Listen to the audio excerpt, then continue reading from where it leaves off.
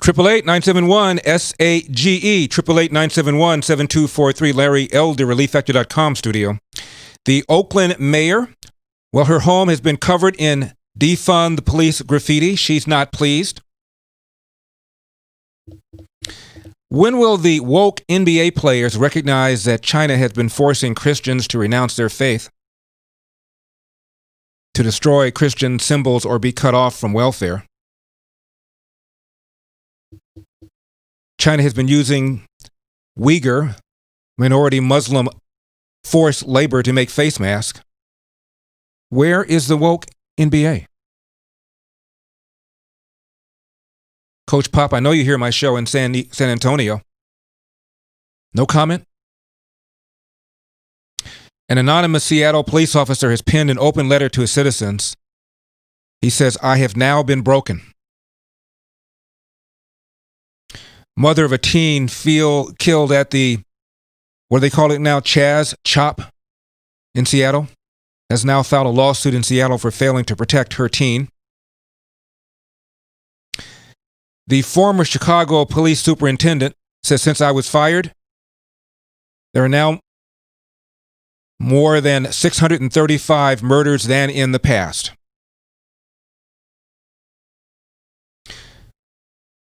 New poll says Joe Biden's margin with black voters is actually smaller than Hillary's was at the same time.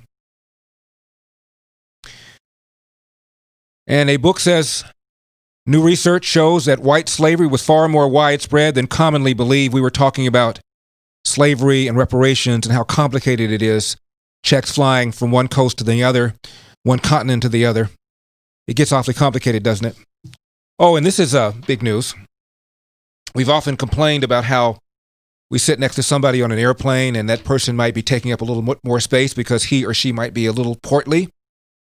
Well, they're also cutting capacity on Venice gondolas.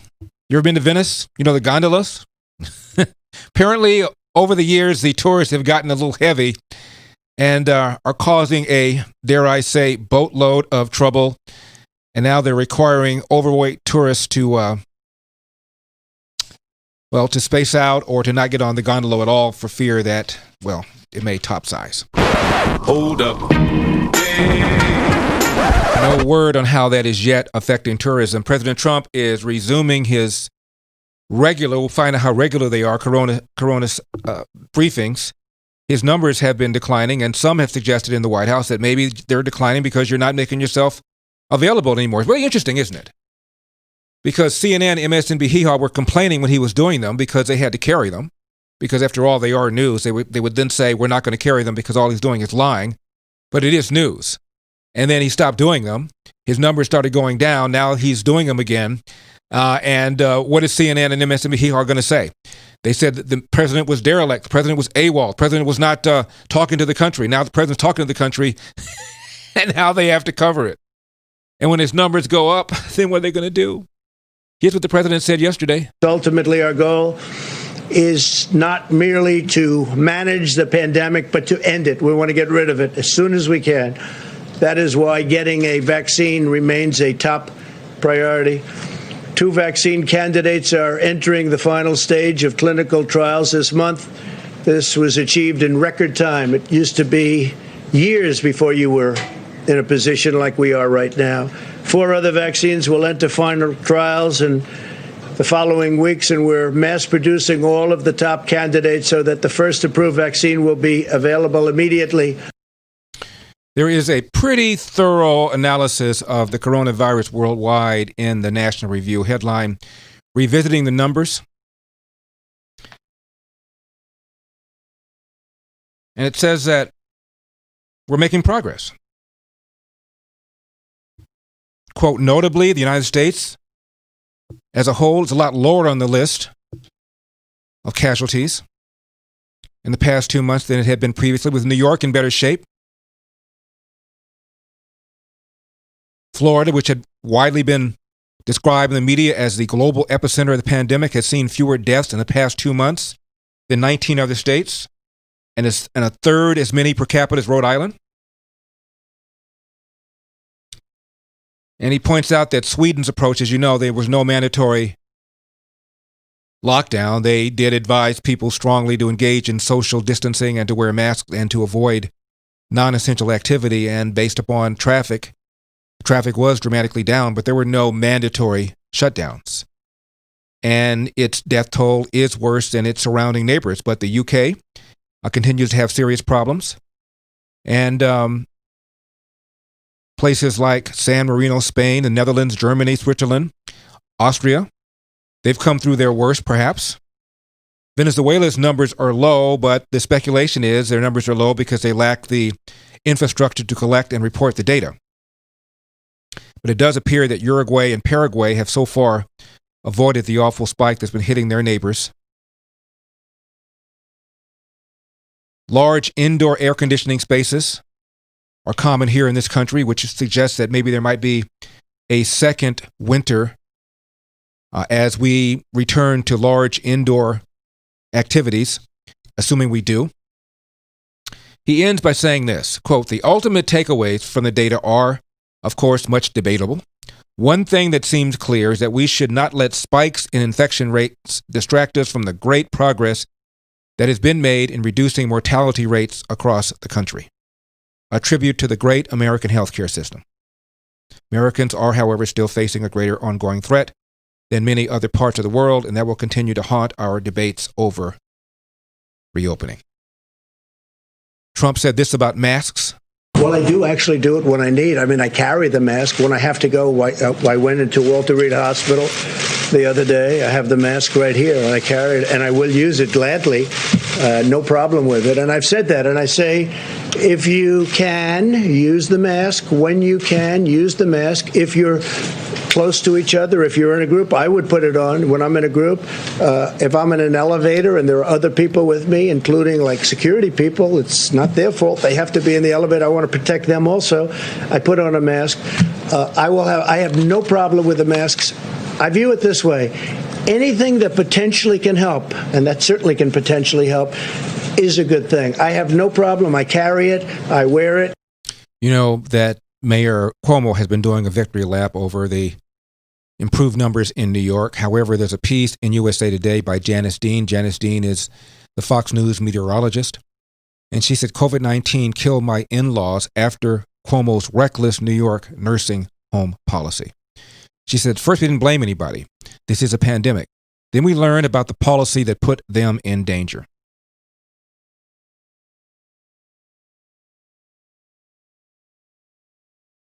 She says, then we learned that Cuomo's administration, March 25 order that recovering coronavirus patients be placed into nursing homes. The mandate also barred nursing homes from requiring incoming patients to be tested prior to admission or readmission. She says that order stayed into effect for 46 days, during which time over 6,000 patients with the virus were placed in these facilities, housing our most vulnerable. To date, at least 6,500 of our most helpless seniors have been killed by the virus. Even the governor himself said the virus could sweep through nursing homes like fire through dry grass. She says, we had no idea until it was too late. Then she says, you can't believe it's not a bigger story. She says it was a puff piece interview with Good Morning America, CBS Morning Tonight Show by Jimmy Fallon, People Magazine. Instead of asking important questions, all focused on the governor's love life. She said it was infuriating. The death toll in our senior living facilities in New York, she writes, alone was bigger than 9/11 and Hurricane Katrina combined. Where is the outrage? But Cuomo is desperate for a scapegoat. Few reporters have dared ask Cuomo why he signed the deadly order. The man who said, I assume full responsibility, has never taken that responsibility. Instead, he's blamed everybody else. God, Mother Nature, New York Post, CDC, nursing home workers claiming they brought in the infection, and of course, President Trump. At one point, he even appeared, she says, to blame those who died. I'm Larry Elder.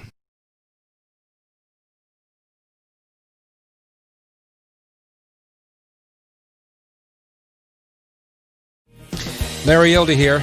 Want a quick, fulfilling summertime read? The DNA of Democracy is a brand new book by Richard C. Lyons, which explores the fundamentals of our liberty by examining the history behind the tyrants and heroes who shaped the foundation of our present-day democracy. It's a thrilling ride through time to define true tyranny and the traits which make our democracy unique. This is an academic text like no other, producing profound realizations and laughter at the same time. The DNA of Democracy by Richard C. Lyons is available in audio, digital, and print formats. Just click below to order your copy of The DNA of Democracy today.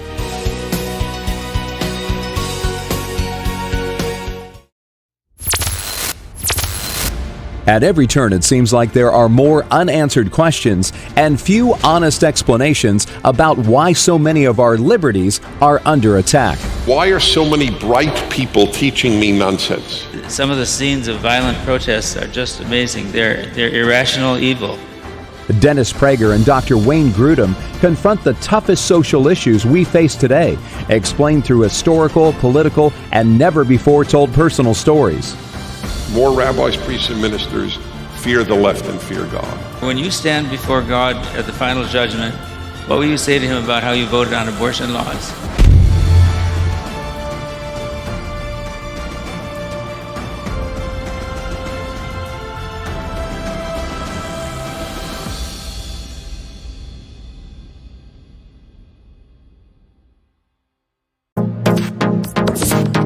Trending now on America First with Sebastian Gorka. And we are looking at potentially trillions of dollars worth of additional debt if he becomes president. Am I wrong, Trish?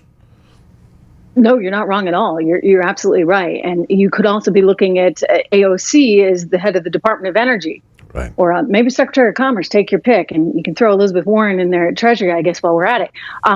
It would be economically very bad for our country to have an administration like that. Now, I say this without any political bias. I say this just through an economic lens right now, just looking at it through the prism of what is best for our markets, what is best for our economy, what is best for our future. Those are policies that will not benefit us, Seb, not in any way, shape, or form. You want to tax the heck out of everybody? Guess what? Nobody's going to want to work. It's actually that simple. It's been done all around the world. You take your pick.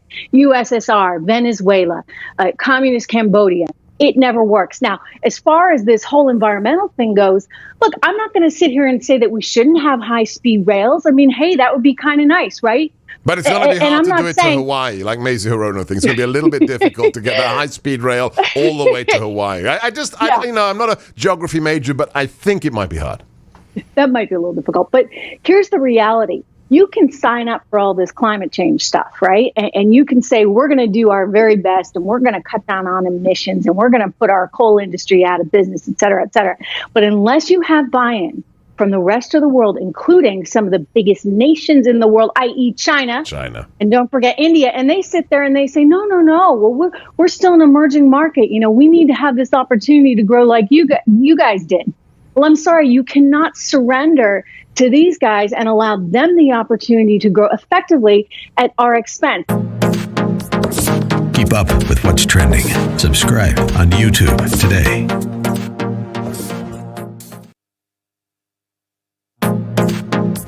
Trending now on The Hugh Hewitt Show. Yesterday, first of all, Mike Pompeo gave a speech at the Department of State, slamming the New York Times 1619 Project.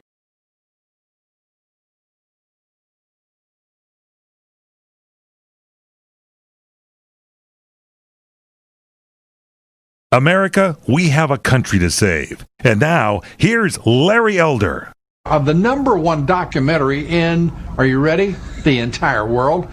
Its title, Uncle Tom, An Oral History of the American Black Conservative. Larry, good to have you with us, and I know you've got to be proud of all those unions supporting Black Lives Matter. And we are doing just a horrible job of educating them and preparing them. Children of all races, all Americans. Larry Elder, it's great to have you with us. Congratulations. I have never known anyone to be the executive producer of the number one documentary in all the world. So, salute, Larry. Congratulations, and thank you for being with us. We'd like to hear your thoughts on all of this. 888-971-SAGE, 888-971-7243, Larry Elder, ReliefFactor.com studio. And I'm telling you how much I love my MyPillow and how it's changed my sleep. Check out the new mattress topper, though. Truly amazing. Don't know if I love my MyPillow or the mattress topper more. Get a MyPillow mattress topper. Get some best sleep of your life. Comes with a 10-year warranty and a cover that's washable and dryable. Made right here in the country, back with Mike Lindell's customary 60-day money-back guarantee. MyPillow.com. Save 30%. Use promo code Larry or call 800-890-1843. And when you, Mike will give you 2 standard MyPillows for free. MyPillow.com, promo code Larry, or call 800-890-1843. A Michigan high school has fired a very popular teacher for tweeting, "Trump is our president." Oh, the humanity. And a museum curator has resigned after he was accused of racism for saying he would still collect art from white artists. All of that and more. The AG of Missouri says about the St. Louis couple that's being charged for using firearms to protect their property. The right to self-defense is a fundamental right in this country. We'll be talking about that later on. 888-971-SAGE, 888-971-7243 is the number. The reviews for the movie, before we get back to these other topics, is just beyond belief. There was a review in World Tribune headline, "Larry Elder's Uncle Tom documentary is a major hit." Talked about what it did its first week of release. And one film critic says, quote, "It's an impressive showing," a conservative film critic. "It's an impressive showing for a film with microscopic media fanfare and virtually no coverage outside of conservative channels." End of quote. Here's another one. This is a letter. "Just finished watching Uncle Tom. Want to thank you for doing such an amazing, thorough, historically based, compelling documentary. This really should be required viewing in all high school history classes." This one says, "I was an elementary school counselor, white, from 1988-2003, with primarily black kids in a county that bordered on the city of Richmond." He's in Virginia. "After I left the system, I compiled many notes I'd taken over the years about various aspects of working within the public schools, and each chapter ends with 5 suggestions of ways people can make a positive difference. You know, even at the elementary level, the black boys who are motivated to do well and be successful in school were often considered not cool and will sabotage their own achievements to fit in." End of quote. And that leads me to a story that I wrote about in my column this week. It'll be out later on this evening. You know John Lott, frequent guest on my show? He told me a story the other day about when he was working at University of Chicago in the 1990s, and he was at a Borders bookstore. And he saw a black boy reading a book, and he said it wasn't a frivolous book, it wasn't a picture book, it was a serious book. He doesn't recall the name of it, but it was a serious book. He was impressed. And he said another boy, black boy, about his age, walked up to him, looked down at him, and said, "Why are you reading that? You trying to be white?" And the kid who was reading promptly closed the book, put it back, and began to walk away. And John rushed over to them. And John said, "Excuse me, don't ever stop reading. Reading is the key to success. You should read as much and as often as you can." And the black boy who chastised him turned to his friend and said, "See, I told you it would make you white." And the friend who was reading sort of nodded his head in agreement, and they both turned away and walked away from John.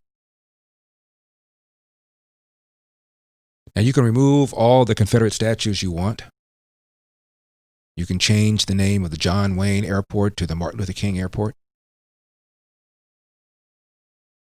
You can fire a bunch of people for making remarks that might have been intemperate, but you're interpreting them as racist or sexist. You can do all of that. What are you going to do about what happened at that Borders bookstore? And what does that have to do with racism? What does it have to do with what happened to George Floyd?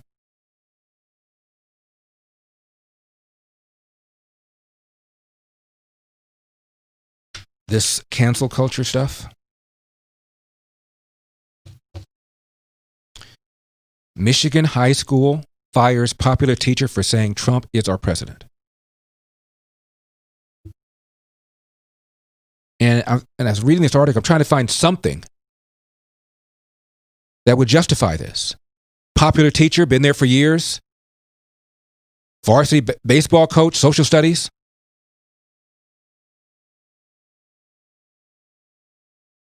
And he retweeted a tweet that Trump sent out saying schools should reopen.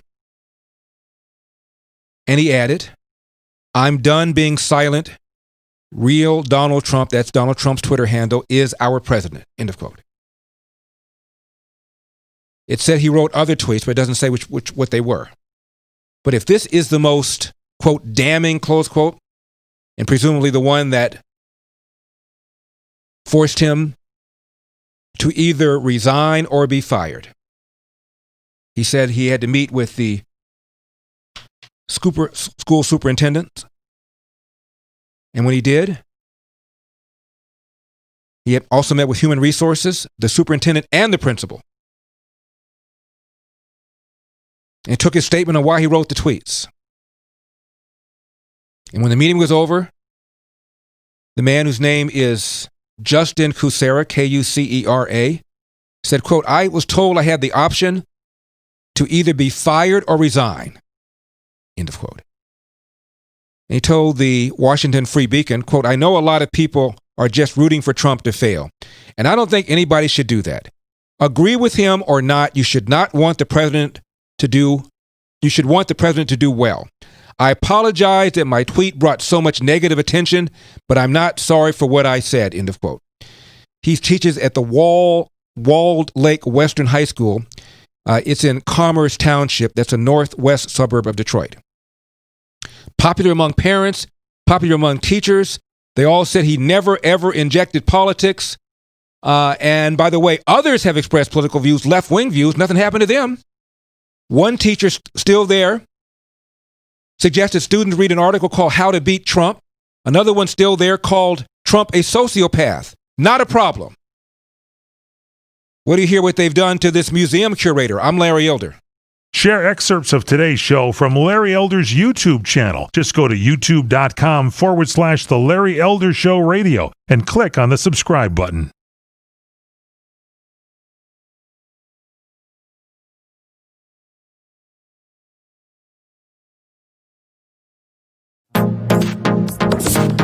Trending now on America First with Sebastian Gorka. The Vice President of the Heritage Foundation for all matters defense and foreign affairs. He is Jim Carafano. Follow him at JJ Carafano. But we could just spend the whole time talking about 80s movies like Krull. Yeah, we could. But it's fun, isn't it? That's what we've been doing since you came in. Yeah, it's actually there's almost every movie probably has a link to contemporary foreign policy that we could. We'll find it. We'll spin it in. Who are the slayers? The evil slayers from Krull today? Is that the People's Army of China? Could be the Chinese. So we have a whole slew. We have about 20 movie posters here, and Jim was just looking at them. Oh yeah, no, I mean, I don't know if you've seen this video. I don't think it's actually new. Which one? Of the Uyghurs. Oh, yeah. The drone video. Yeah, in restraints. Unbelievable. Thousands. In blindfolds, Jim. Unbelievable. Being shipped out at a train station. And I think back to the Europeans, the way they went after us when we moved a couple of dozen guys to Guantanamo. Yeah. Who are high security risks, and restrain them in a manner that is appropriate for a person who's at risk to themselves and at risk to the people guarding them. Right. In contrast with this, which looks like kids heading into the Dachau train station. Yeah, and that to especially in this enlightened woke world in which we live, which we should be offended by everything, but yet the masses who are upset about so many things could care less about the defining human rights abuse of our generation: mass detention, slave labor, unlimited surveillance, and forced birth control.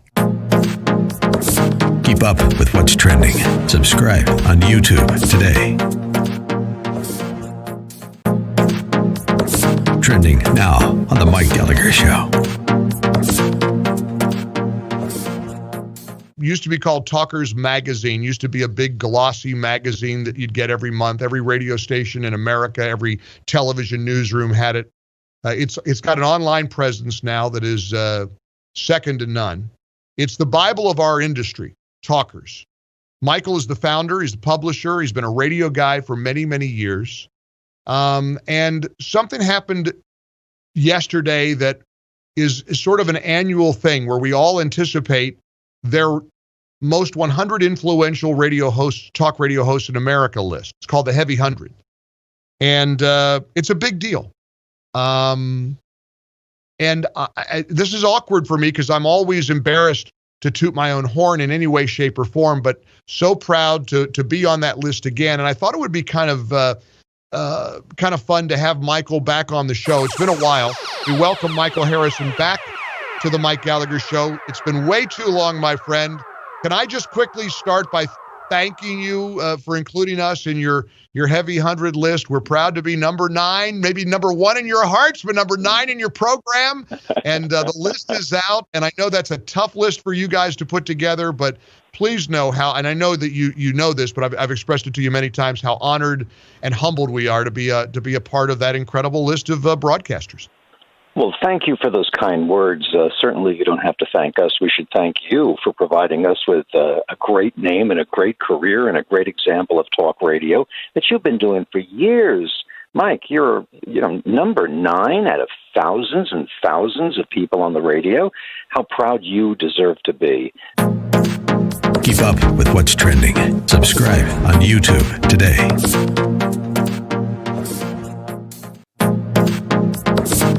Trending now on the Dennis Prager Show. Bjorn Lomborg of Copenhagen and of the Hoover Institution at Stanford has written.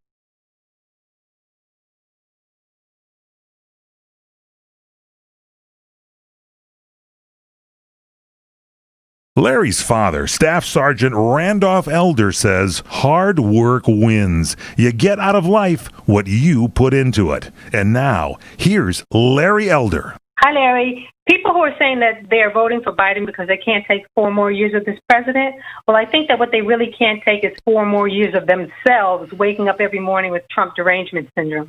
It's draining them because that's what hatred does to a person. So it's not really President Trump they can't put up with. It's themselves they don't want to put up with for another 4 years. 888-971-SAGE, 888-971-7243, Larry Elder, ReleaseFactor.com studio.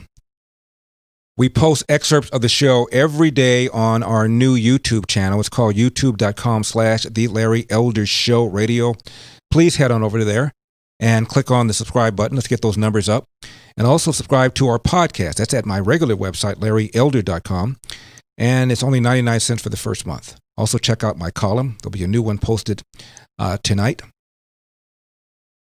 And be sure and follow us on Twitter, on Facebook, and on Instagram. Jeff is in Elk Grove, California. Jeff, you're on the Larry Elder Show. Thank you so much for calling. I appreciate it. Hello, Larry. Hey, Jeff. Pleasure to speak with you. You too. I heard you on the Rush Limbaugh show for Ken Matthews today, and you were just phenomenal. You were absolutely on fire. I appreciate all that you do for us, and thank you for fighting. Well, Jeff, thank you so much for calling, and thank you for the appreciation. That was the first time I'd ever been on his show. First time I've ever been invited.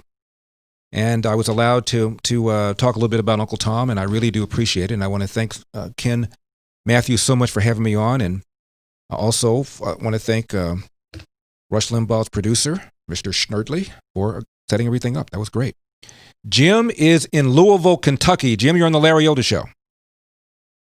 Yes, Mr. Elder. Yesterday I read an article out of Connecticut where the Department of Health Sciences found that a number of the COVID tests they were using were giving false positives. Mm-hmm. They tested 144 people, and 90 of them come up false positive.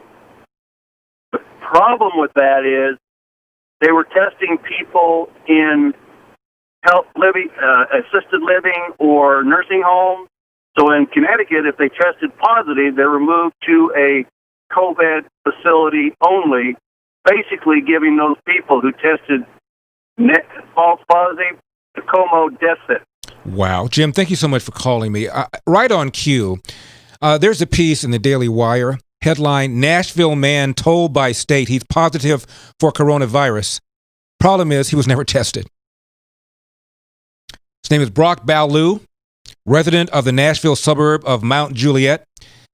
Said he was anticipating a call from a contract tracer after one of his co-workers had tested positive for COVID-19. However, the tracer repeatedly told Mr. Ballou that he was positive for the virus, despite the fact that he was never tested. He said, quote, she specifically said, I'm looking at it right here. You tested positive. This is a follow-up call to see how your symptoms are. End of quote. She asked her to repeat it several times. And she kept saying, I'm 100% sure. 100% sure. Right here, right here, right here. And we're just following up to find out how your symptoms are. He said, I've never been tested. So local news reached out. The Tennessee Health Department confirmed through a spokesperson that they were, in fact, investigating the discrepancy. But of course, the Tennessee Health Department is saying, I can also tell you there's no concern with our count of cases in regard to our reporting of those who test positive. These entries are based on lab results, not on information provided from the monitoring team, close quote. He'd been told by the state that the calls made to him were done via a third party contracted by the State Department. And as a result, you shouldn't hold the Florida State Department liable for these bad numbers. All right. Is there any reason why so many of us are skeptical about everything we hear? Dr. Fauci throwing out the first pitch at a Washington Nationals game. This is the guy who in March said, well, you don't really need to wear a mask. It'll give you a false sense of security, and they're not really that effective anyway. Same guy who earlier on downplayed the severity of the pandemic. Now, as did Trump, but Trump is not a scientist. Trump's not a doctor. Trump's not the head of the unit at the NIH the way Dr. Fauci is. And Dr. Fauci, according to Trump, was resistant when Trump restricted travel to and from China, which I think even Trump haters now will acknowledge save lives. So I'm not impressed. And we were given inconsistent advice about how lethal it is, how it's spread, who can contract it. And now we're finding out that those who are older are far more likely to contract it, and those with so-called comorbidities, and that distancing and masks can help mitigate the coronavirus, and people are taking measures. And as you heard from that very detailed report in the National Review, it appears, in my opinion, that things might be moving in the right direction. Diane said about Relief Factor, after 4 days of taking your product, I went from staying in a chair in misery to out walking 4 or 5 miles a day. Now I'm able to keep my walking routine without pain. So happy I tried Relief Factor. Alicia in California said at 52 years old, my 2 bad knees are not getting a rest. I used to literally limp to and from bed. 2 days into Relief Factor, and the pain has decreased substantially. I am a grocery store worker, and I've been working double shifts, she said. What about you? 3-week quick start, only $19.95. ReliefFactor.com, ReliefFactor.com, 800-500-8384, 800-500-8384. Larry will be right back. Stay tuned.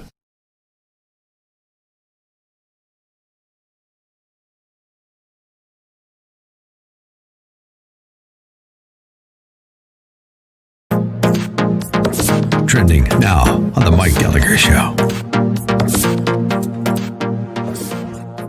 Used to be called Talkers Magazine, used to be a big glossy magazine that you'd get every month. Every radio station in America, every television newsroom had it. It's got an online presence now that is second to none. It's the Bible of our industry, Talkers. Michael is the founder, he's the publisher, he's been a radio guy for many, many years. And something happened yesterday that is sort of an annual thing where we all anticipate their most 100 influential talk radio hosts in America list. It's called the Heavy 100. And it's a big deal. And this is awkward for me because I'm always embarrassed to toot my own horn in any way, shape, or form, but so proud to be on that list again. And I thought it would be kind of fun to have Michael back on the show. It's been a while. We welcome Michael Harrison back to the Mike Gallagher Show. It's been way too long, my friend. Can I just quickly start by thanking you for including us in your heavy 100 list? We're proud to be number 9, maybe number 1 in your hearts, but number 9 in your program. And the list is out. And I know that's a tough list for you guys to put together, but please know how, and I know that you know this, but I've expressed it to you many times, how honored and humbled we are to be a part of that incredible list of broadcasters. Well, thank you for those kind words. Certainly you don't have to thank us. We should thank you for providing us with a great name and a great career and a great example of talk radio that you've been doing for years. Mike, you're number 9 out of thousands and thousands of people on the radio. How proud you deserve to be. Keep up with what's trending. Subscribe on YouTube today.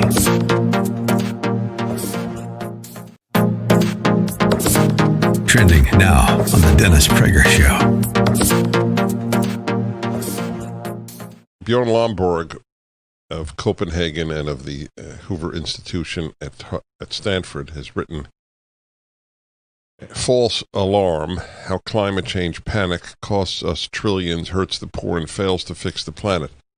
So you can't yell at this man as a quote-unquote science denier, given the fact that he fully acknowledges the world is getting warmer. So since you label it a panic, what if we did nothing? What would happen? So doing nothing would be a little worse than being smart about this, because we would forego doing some things that could actually help dealing with climate change and at fairly low cost reduce the some of the problems with climate change. But as we mentioned in the last segment, Welcome back to the pain-free relieffactor.com studios. It's the Sage, Larry Elder. Hey, Larry, all these states are shutting down the governments to save money because they're overspent due to the liberal policies. And they're just healing their wounds while they shut down these economies. Thank you, Larry. 888-971-SAGE, 888-971-7243, Larry Elder, relieffactor.com studio.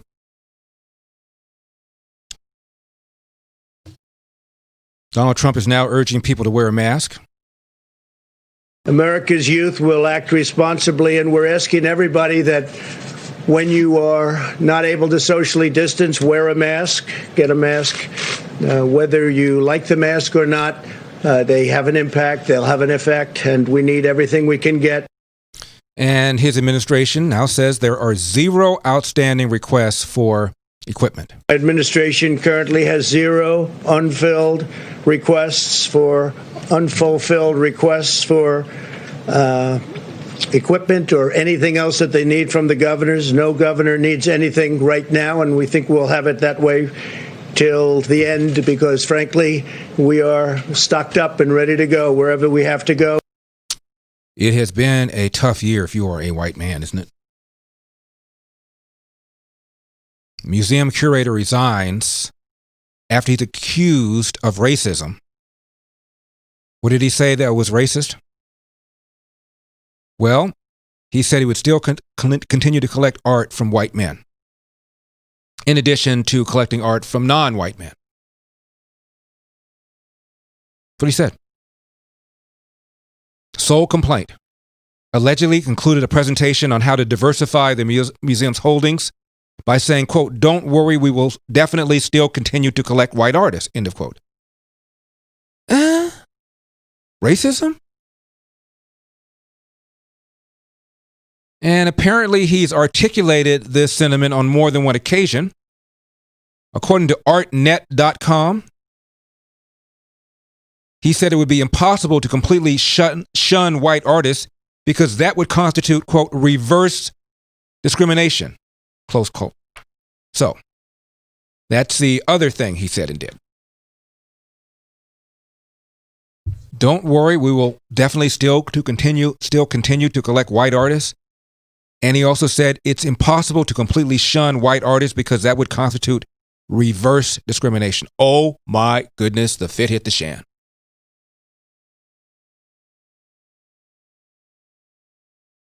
There was a petition circulated by museum employees accusing him of racism. His name is Gary Garrels, Garrels, Senior Curator of Painting and Sculpture at the San Francisco Museum of Modern Art. The petition read, quote, Gary's removal is non-negotiable. Considering his lengthy tenure at this institution, we ask just how long have this toxic white supremacist beliefs regarding race and equity directed his position curating the content of the museum?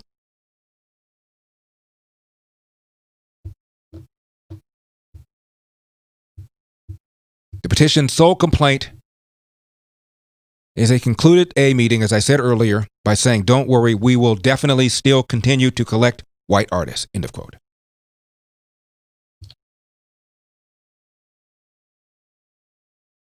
How long was he there? 20 years. Considered to be one of the most prominent art curators in the country. 20 years.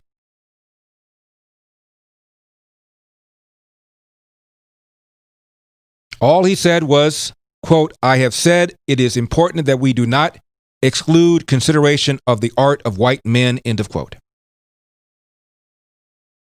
He resigned. And in his statement announcing his decision to shut down, he apologized for the harm his words caused. Quote, I do not believe I have ever said that it is important to collect the art of white men. I have said it is important that we do not exclude consideration of the art of white men, end of quote. But he's gone. I bet a whole lot of people looking over their shoulders now. The most innocuous statements. Drew Brees says, I will never respect anybody who disrespects the flag.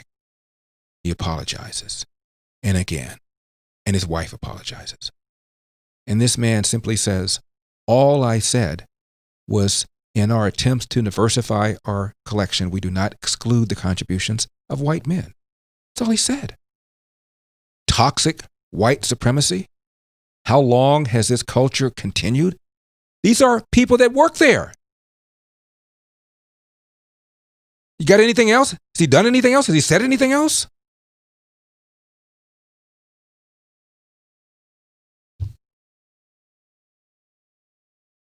What's next? Who's next?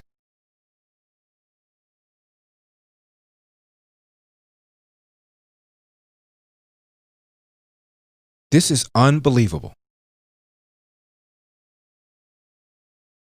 You're going to get Martin Luther King because of the advice he gave a gay teen in 1958. Hey, you're getting John Wayne because of remarks he made in 1971 in a Playboy magazine interview. Quote, I believe in white supremacy, John Wayne said in 1971, until blacks are educated to the point of responsibility. I don't believe in giving authority and positions of leadership and judgment to irresponsible people. I don't feel guilty about the fact that 5 or 10 generations ago, these people were slaves, end of quote. His son does not defend his dad's words and says there's no excuse for that, but that was a different time. What about the words of MLK and the advice to the young gay man who said, my problem is different from the ones most people have. He wrote to MLK, who was writing an advice column in Ebony magazine, 1958. I'm a boy, but I feel about boys the way I ought to feel about girls. I don't want my parents to know about me. What can I do? Is there a place where I can go for help? King, your problem is not at all an uncommon one. However, it does require careful attention. The type of feeling that you have toward boys is probably not an innate tendency, but actually something culturally acquired. Your reasons for adopting this habit have now been consciously suppressed or unconsciously repressed. Therefore, it is necessary to deal with this problem by getting back to some of the experiences and circumstances that led to the habit. In order to do this, I would suggest that you see a good psychiatrist who can assist you in bringing to the forefront of conscience of all those experiences and circumstances that lead you to the habit. You are already on the right road toward a solution, since you honestly recognize the problem and have a desire to solve it, end of quote. Cancel King? Well, the tax deadline just passed, but you didn't file. Or maybe you filed and now you owe money you can't pay. You're crazy to call the IRS on your own. They will crush you with outrageous penalties and interest. Call my friends at Rush Tax Resolution. It's the only company I recommend if you're in trouble with the IRS. I love hearing from folks who've taken my advice. One listener owed over $109K. Rush Tax settled for $299. Another listener owed over $130K. Rush Tax settled for $100. If you're a business and you're behind on your payroll taxes, the IRS has the power to shut you down, but Rush Tax can protect you and your business today. They've got an incredible zero complaint history, A+ rated with the BBB. Call 800-485-3021, and Rush Tax will give you a free IRS transcript investigation. That's a $1,500 value for free. 800-485-3021, 800-485-3021, 800-485-3021, or rushtaxresolution.com.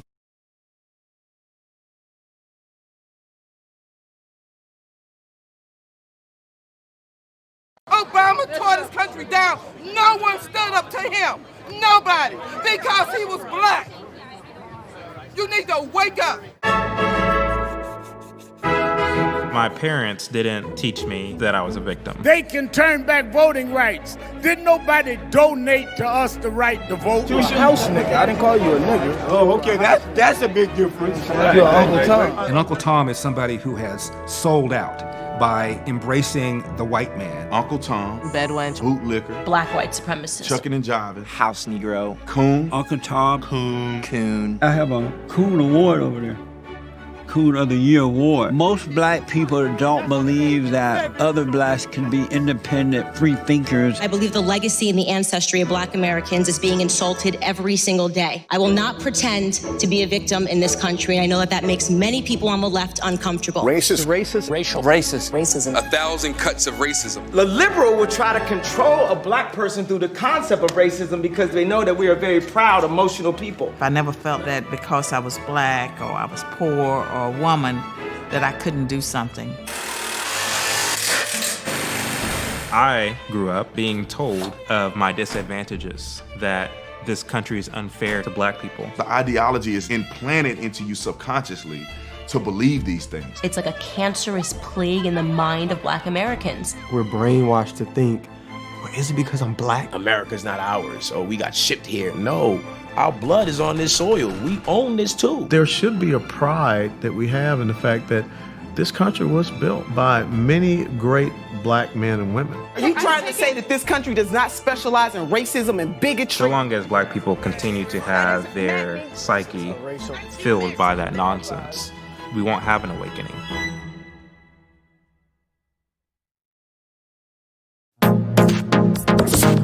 Trending now on the Dennis Prager Show. The Green New Deal will cost us how much? So it's very hard to tell because the Democrats actually haven't costed their estimates, but probably in the order of $10 to $20 trillion.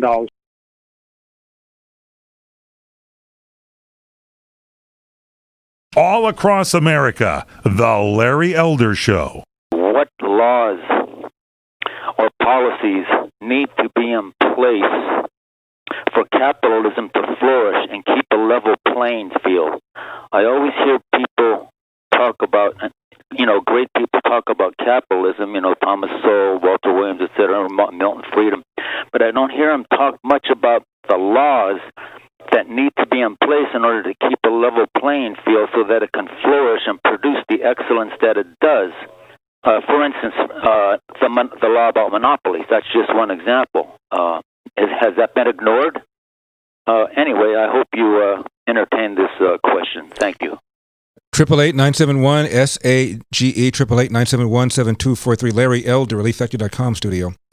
Coming up next, the Chicago mayor says if Trump wants to stop violence in Chicago, he should enact gun control, honestly. The reason people are shooting each other in Chicago is because of a lack of gun control. And a mother of a Seattle teen killed at that Chop Chaz area is now filing a lawsuit against the city of Seattle. Chicago alderman said 17 people were shot in Chicago. All of that and more, 888-971-SAG. As far as what's necessary for capitalism to flourish, Look no further than Hong Kong.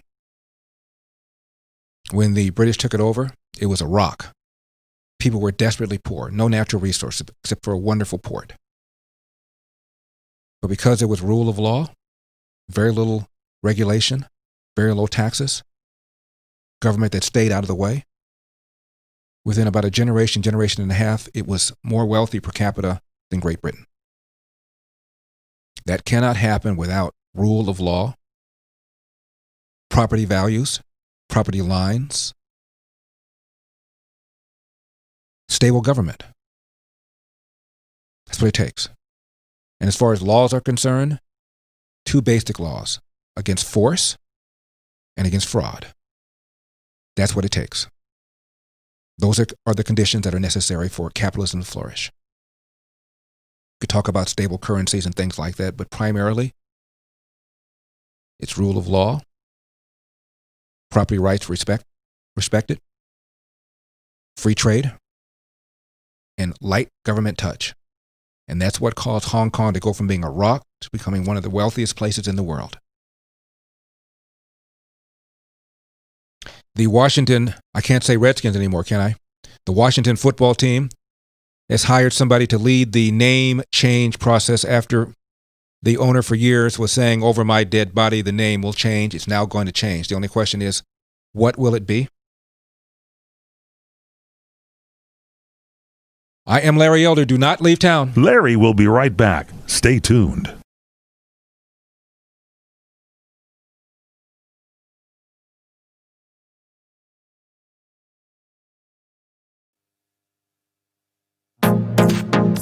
Trending now on The Hugh Hewitt Show. Is Joe Biden vulnerable to being leveled in the same way that Dukakis was in '88? So it's a little bit different in that Donald Trump is a incumbent president, and George H.W. Bush had an opportunity to introduce himself after 8 years as vice president. At the same time, it's going to be the same scorched earth tactics in the election. Joe Biden has had an advantage that he's been able to hide out. You know, it's almost a conservative talking point, but in this case, I think it's true. He's had an advantage in that he's been able to hide out away from crowds and scrutiny. He's not terribly nimble, whatever you think is going on. And so I think he's going to have a harder time defending himself than a lot of candidates like Barack Obama or Bill Clinton, who are very good at returning volleys. You know, Zogby came out with a poll, and I'm not a big fan of Zogby, but they asked the question, do you think Joe Biden has dementia? And I thought to myself, whoa, that broke through to a pollster? Because I've never seen that asked before. Has that concern broken through, or is that Zogby looking for headlines, Sean Trendy? I think that's Zogby looking for headlines. And look, I didn't necessarily mean to imply that he has dementia. Just if you follow Joe Biden's career, he's not Barack Obama or Bill Clinton or one of these overriding intellectuals. Now, he has in a way that's good because it makes it harder for Trump to hang the dreaded, liberal elitist albatross around his neck. But keep up with what's trending. Subscribe on YouTube today. Larry Elder here. Want a quick, fulfilling summertime read? The DNA of Democracy is a brand new book by Richard C. Lyons, which explores the fundamentals of our liberty by examining the history behind the tyrants and heroes who shaped the foundation of our present-day democracy. It's a thrilling ride through time to define true tyranny and the traits which make our democracy unique. This is an academic text like no other, producing profound realizations and laughter at the same time. The DNA of Democracy by Richard C. Lyons is available in audio, digital, and print formats. Just click below to order your copy of The DNA of Democracy today.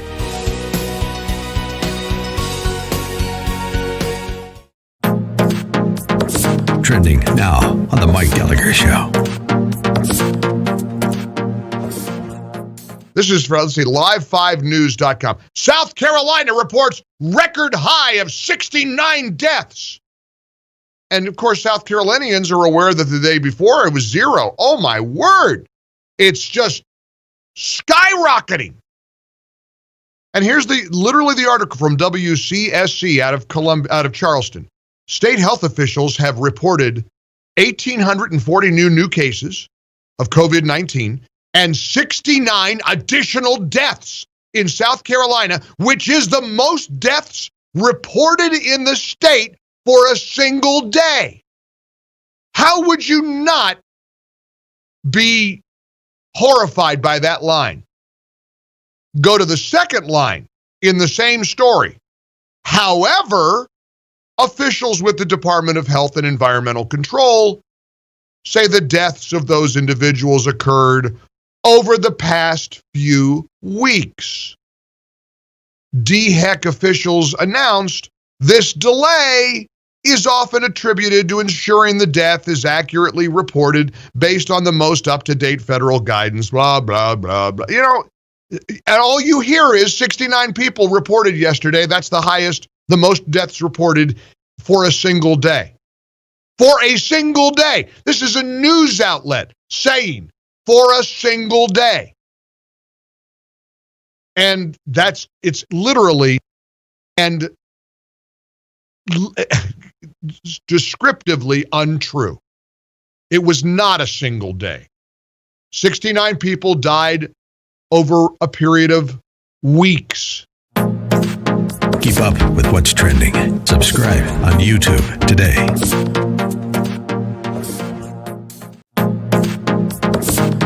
Trending now on America First with Sebastian Gorka.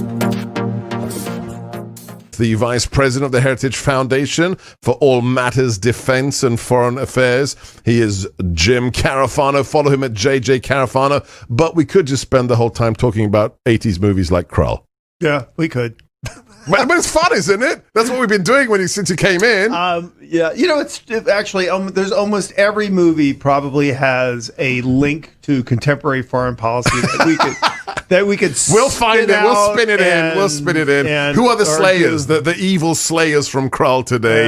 Is that the People's Army of China? Could be the Chinese. So we have a whole slew. We have about 20 movie posters here, and Jim was just looking at them. Oh yeah, no, I mean, I don't know if you've seen this video. I don't think it's actually new. Which one? Of the Uyghurs. Oh yeah, the drone video. Yeah, in restraints. Unbelievable. Thousands in blindfolds, Jim. Unbelievable. Being shipped out at a train station. And you know, I think back to the Europeans, the way they went after us when we moved a couple of dozen guys to Guantanamo, who were high security risks. Wow. And restrain them in a manner Good comparison. And restrain them in a manner that is appropriate for a person who's at risk to themselves and at risk to people guarding them. Right. In contrast with this, which looks like kids heading into the Dachau train station. Yeah. And that to especially in this enlightened woke world in which we live, which we should be offended by everything, but yet the masses who are upset about so many things could care less about the defining human rights abuse of our generation: mass detention, slave labor, unlimited surveillance, and forced birth control. Keep up with what's trending. Subscribe on YouTube today. Trending now on The Mike Gallagher Show. Used to be called Talkers Magazine, used to be a big glossy magazine that you'd get every month. Every radio station in America, every television newsroom had it. It's got an online presence now that is second to none. It's the Bible of our industry, Talkers. Michael is the founder, he's the publisher, he's been a radio guy for many, many years. And something happened yesterday that is sort of an annual thing where we all anticipate their most 100 influential talk radio hosts in America list. It's called the Heavy 100. And it's a big deal. And this is awkward for me because I'm always embarrassed to toot my own horn in any way, shape, or form, but so proud to be on that list again. And I thought it would be kind of fun to have Michael back on the show. It's been a while. We welcome Michael Harrison back to the Mike Gallagher Show. It's been way too long, my friend. Can I just quickly start by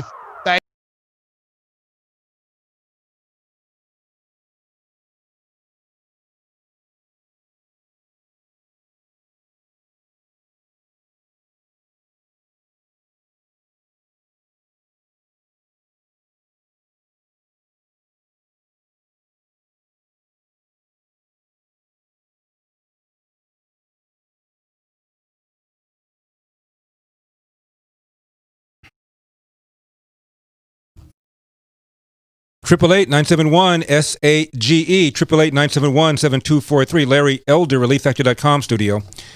Mother of a teen killed at the Chaz Chop site has now filed a lawsuit against the city of Seattle. Chicago alderman says 17 people were shot in Chicago. And a Missouri AG says that St. Louis couple charged with gun crimes for defending their property says the right to self-defense is a fundamental right in this country, and he will seek to have those charges dropped. All of that and more, 888-971-SAGE, 888-971-7243. AG Barr is announcing enhanced presence of federal agents in cities, but he said this. Maybe he's been listening to the Larry Elder show. Quote, the principal danger to the lives of our inner city communities is violent crime. The leading cause of death for young black males is homicide. Every one of those lives matter. End of quote. And according to the CDC, homicide is the leading cause of death in black males aged 1 to 44. The leading cause of death. The next leading cause is unintentional injuries. The leading cause of death for young white males, as I've told you for years, is accidents, whether car accidents, swimming pool accidents. The leading cause of death, whether unintentional or not, for black males is homicide. And very, very few of them are killed by white cops.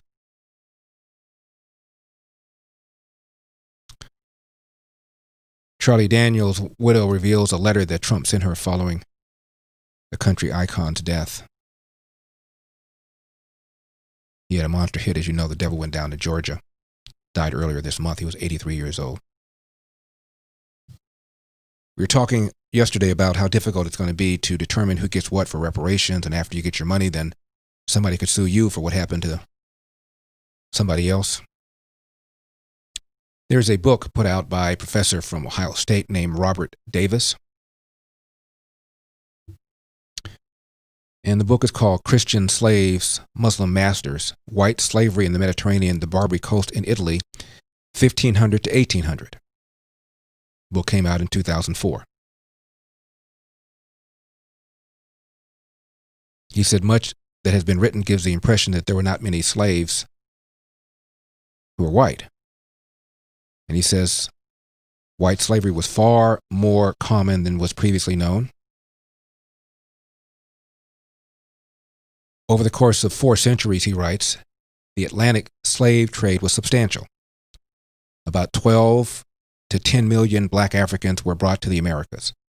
But from 1500 to 1650, period of 150 years, when transatlantic slavery was still in its infancy, he writes, more white Christian slaves were probably taken to Barbary, northern coast of Africa, than black African slaves to the Americas. Here's what he said, quote, one of the things that both the public and many scholars have tended to take as a given is that slavery was always racial in nature and that only blacks have been slaves. But that is not true. We cannot think of slavery as something that only white people did to black people.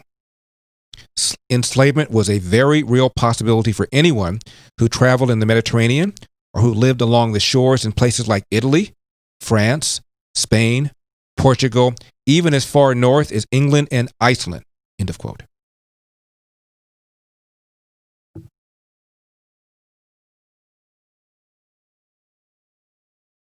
He said, although hundreds of thousands of Christian slaves were taken from the Mediterranean countries, the effects of the Muslim slave trade was felt much further away. It appears, for example, that through most of the 17th century, the English lost at least 400 sailors a year to slavers. Even the Americans were not immune. For example, one American slave reported that 130 other American seamen had been enslaved by the Algerians in the Mediterranean and the Atlantic between 1785 and 1793.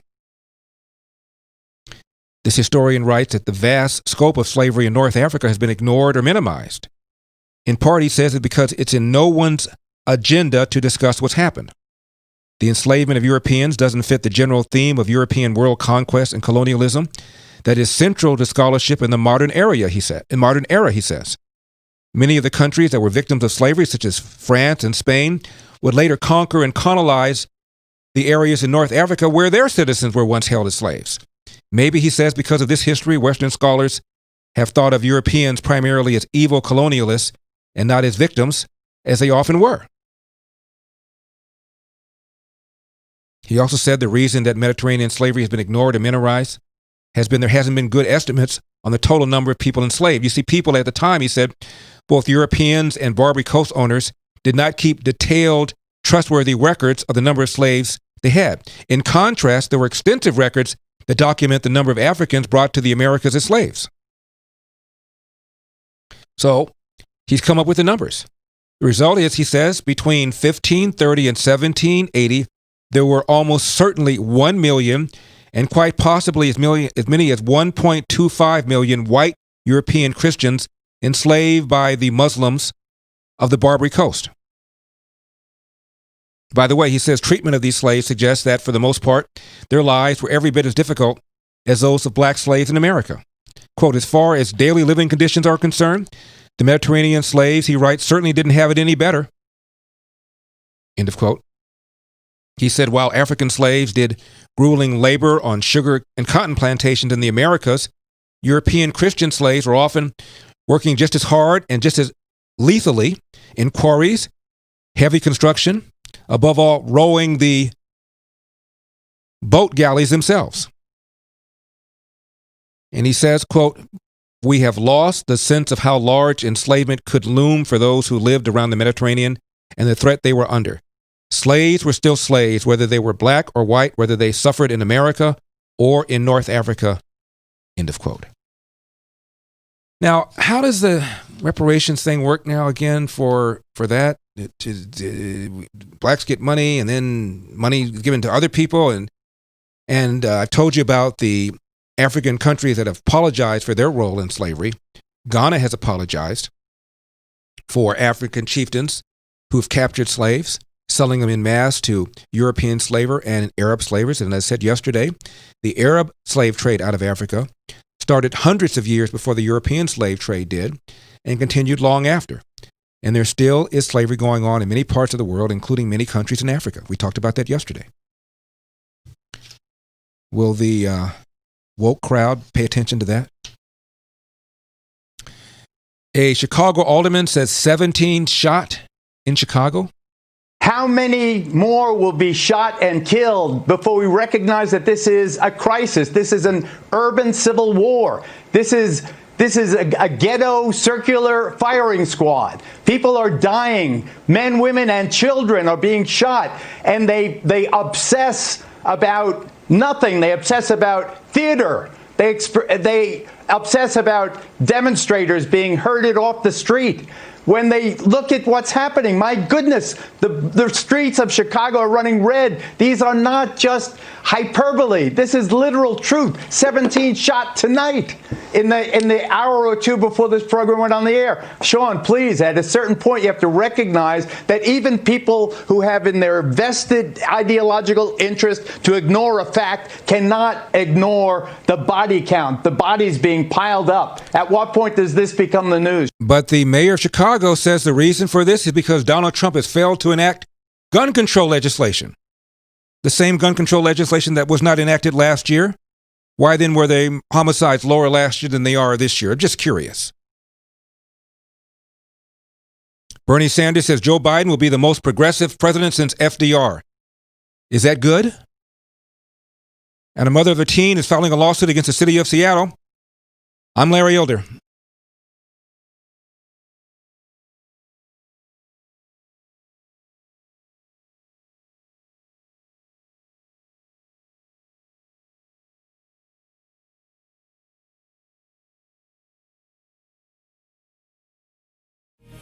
Larry Elder here.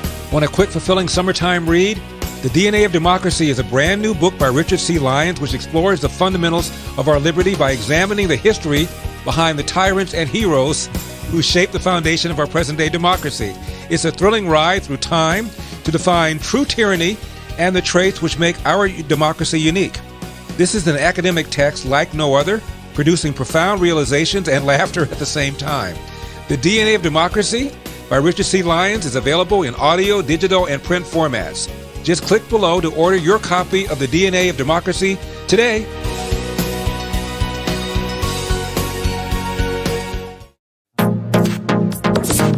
Trending now on the Dennis Prager Show.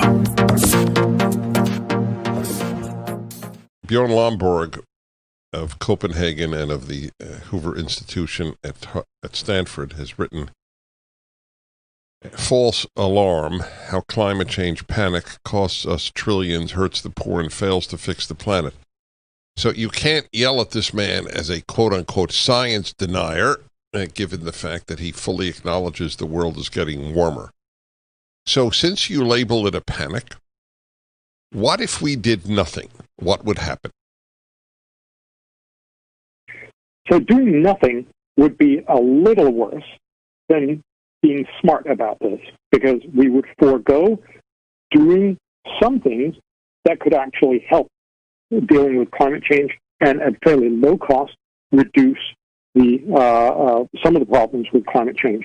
But as we mentioned in the last segment, the UN climate panel actually tells us if we do nothing about climate change by the 2070s, so in about 50 years' time, the net impact will be at worst equivalent to you or I having an income reduction of 2%. Right, I got and that. Remember, yes. by then we'll be much Of richer. course. So, so is all of this that we will be inundated by rising seas? Is it a lie?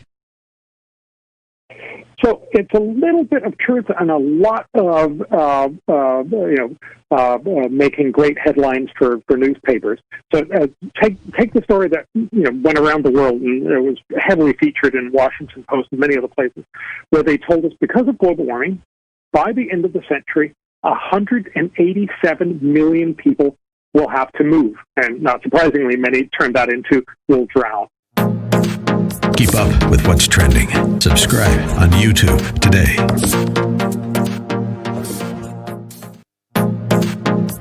Trending now on The Hugh Hewitt Show. Message discipline, the Venezuela option, which is 20 years ago, Venezuela was rich. Now they're the most impoverished country in South America. It can happen here. That's the short version of it. It's a powerful message. It just has to be repeated.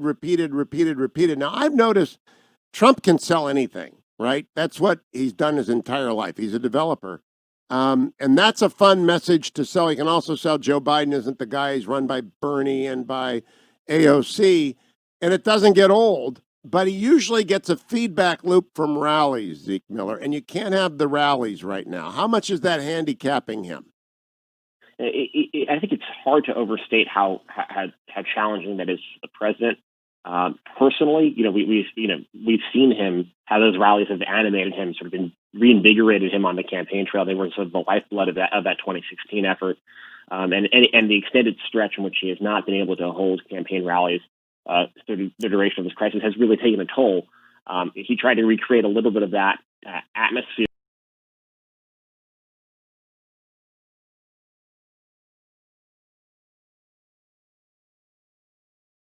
Share excerpts of today's show from Larry Elder's YouTube channel. Just go to youtube.com/The Larry Elder Show Radio and click on the subscribe button. Larry, this is Mike from South Kakalaki. Sir, I had a funny message I wanted to leave you and tell me what you think. Me and my wife were driving and it dawned on her. She said, I got a get-rich-quick scheme for you. She's going to go ahead and get a bunch of insurance on me, life insurance. Send me in with a T-shirt that says White Lives Matter on the front and back to Blue Lives Matter on the back. With a MAGA hat, MAGA scarf, bandana in front of your face, geared up from head to toe MAGA, and go on to the deepest protesting spot you can find, maybe Chicago or what's that, Oregon, where they're really nutting up, and going in there, foot up, gear up, get ready to get beat up and killed, and my wife will get rich quick scheme. We just thought that was pretty funny. So tell me what you think. Later. Have a good God bless day, sir. Damn! I find your arguments strewn with gaping defects in logic. 888-971-SAGE, 888-971-7243. Larry Elder, ReliefFactor.com studio. By the way, please leave a message and tell me what you think of the movie Uncle Tom, available on UncleTom.com.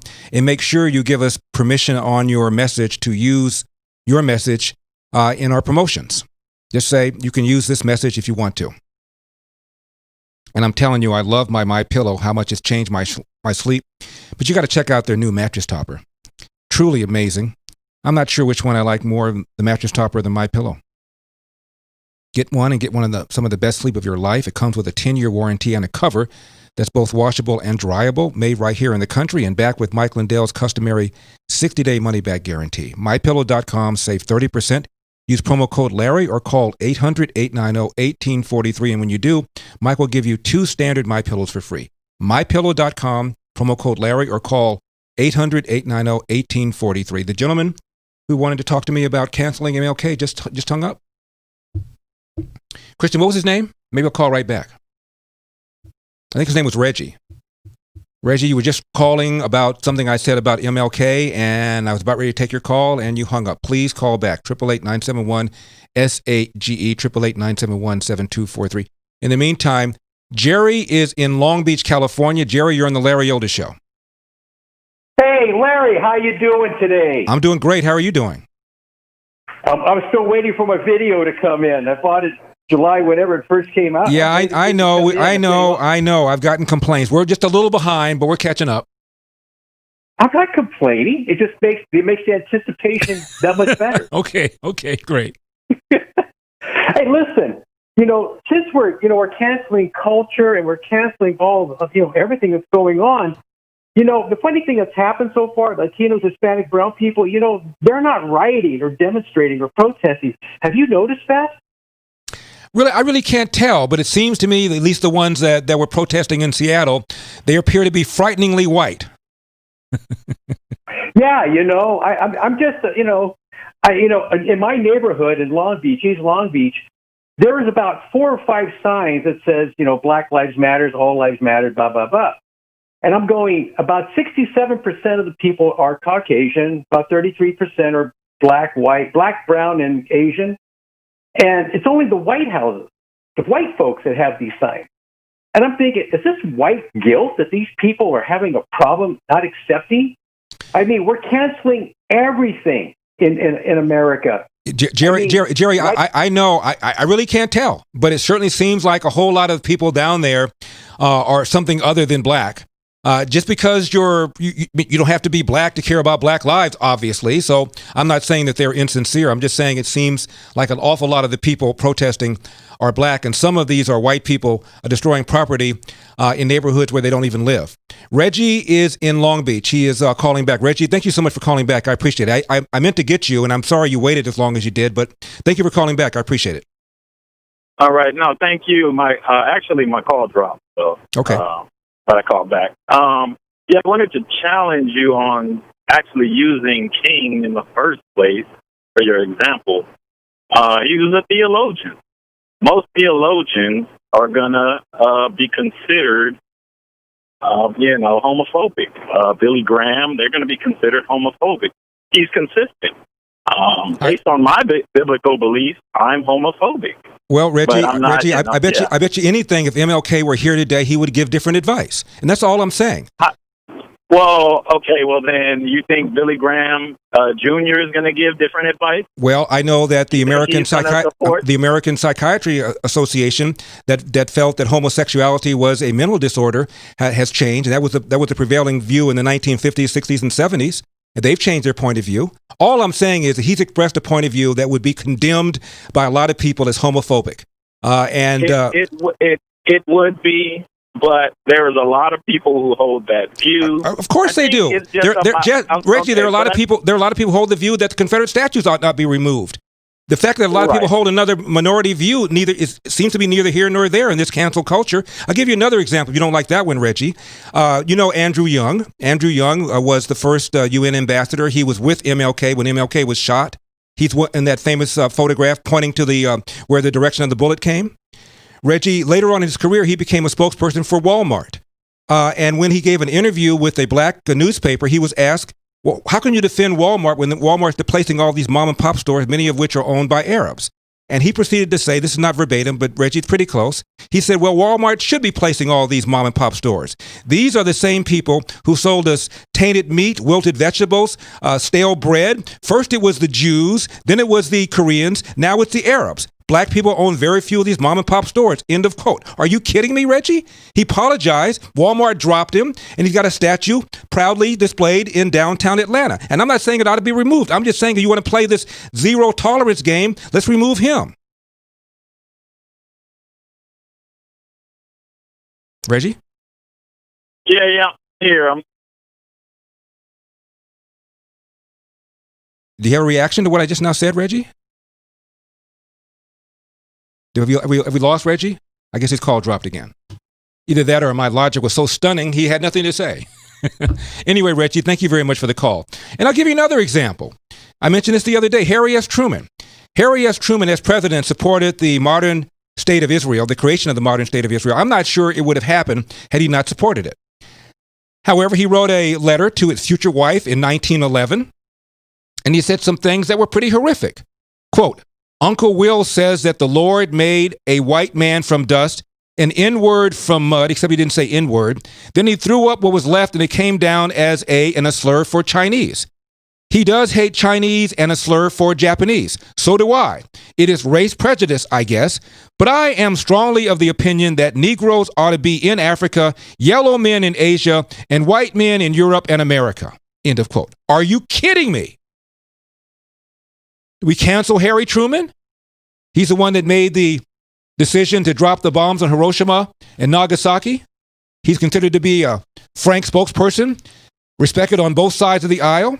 Do we dismiss him with the new zero tolerance standard that we apply to John Wayne because of the interview that he gave to Playboy magazine in 1971? What about this letter? This thing on? I'm Larry Elder. Larry will be right back. Stay tuned.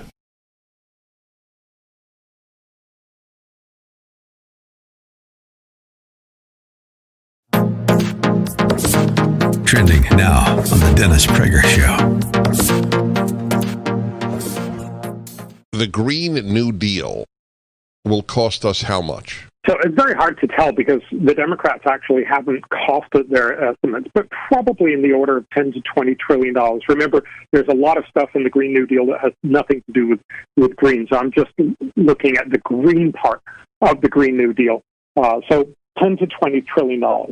On top of the trillions just spent because of the lockdown, if you just print, which is what we would have to do, we would have to print that amount of money. What does that do to the dollar?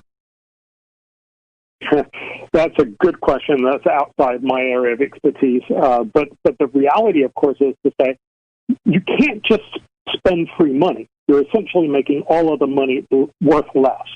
So at the end of the day, you're spending real resources on things that will only do a little good. So, take, for instance, Biden's new proposal to spend $2 trillion on climate. And to a certain extent, you've got to say that's a lot better than wasting 10 or 20 trillion that he's only talking about spending $2 trillion. But some of the things that he's talking about, for instance, weatherizing homes, we know are ineffective. People say you should make your home, insulate your home because then you'll use less energy. But the problem is that these estimates are always way too high on the savings and way too low on the costs. So the biggest study in the U.S. done in Minnesota of about 40,000 houses showed that you don't actually make a profit. What you end up with is wasting about half the money on weatherization. So it's the kind of thing that sounds good, but it's just a waste of money. Keep up with what's trending. Subscribe on YouTube today. Larry Elder here. Want a quick, fulfilling summertime read? The DNA of Democracy is a brand new book by Richard C. Lyons, which explores the fundamentals of our liberty by examining the history behind the tyrants and heroes who shaped the foundation of our present-day democracy. It's a thrilling ride through time to define true tyranny and the traits which make our democracy unique. This is an academic text like no other, producing profound realizations and laughter at the same time. The DNA of Democracy by Richard C. Lyons is available in audio, digital, and print formats. Just click below to order your copy of The DNA of Democracy today.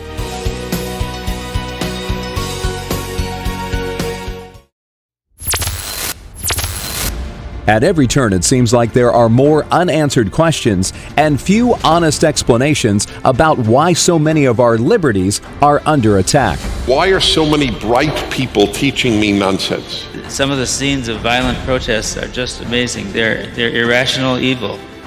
Dennis Prager and Dr. Wayne Grudem confront the toughest social issues we face today, explained through historical, political, and never-before-told personal stories.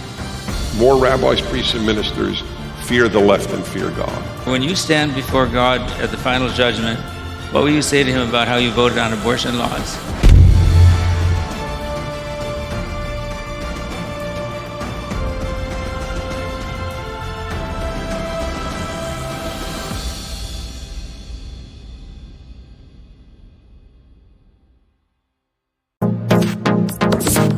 Trending now on America First with Sebastian Gorka. And we are looking at potentially trillions of dollars worth of additional debt if he becomes president. Am I wrong, Trish? No, you're not wrong at all. You're absolutely right. And you could also be looking at AOC as the head of the Department of Energy. Right. Or maybe Secretary of Commerce, take your pick. And you can throw Elizabeth Warren in there at Treasury, I guess, while we're at it. It would be economically very bad for our country to have an administration like that. Now, I say this without any political bias. I say this just through an economic lens right now. Just look.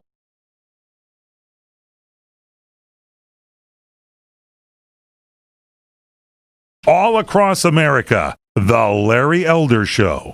Hey, Larry, thanks for checking that punk on the air the other day who called in pretending to be a cop. I've been a police officer 37 years, and I get sick of all these little punks that call in and pretend to be cops. That's unacceptable. It's just like pretending to be a member of the military when you weren't. So thank you very much. Keep up the good work.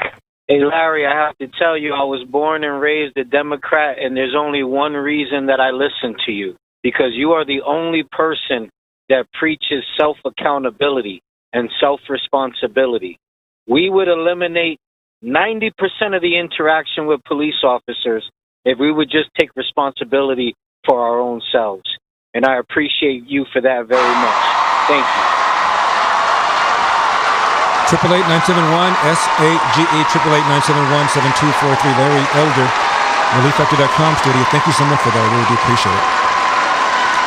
The Missouri AG about the St. Louis couple being charged with gun crime for protecting their property says the right to self-defense is a fundamental right in this country.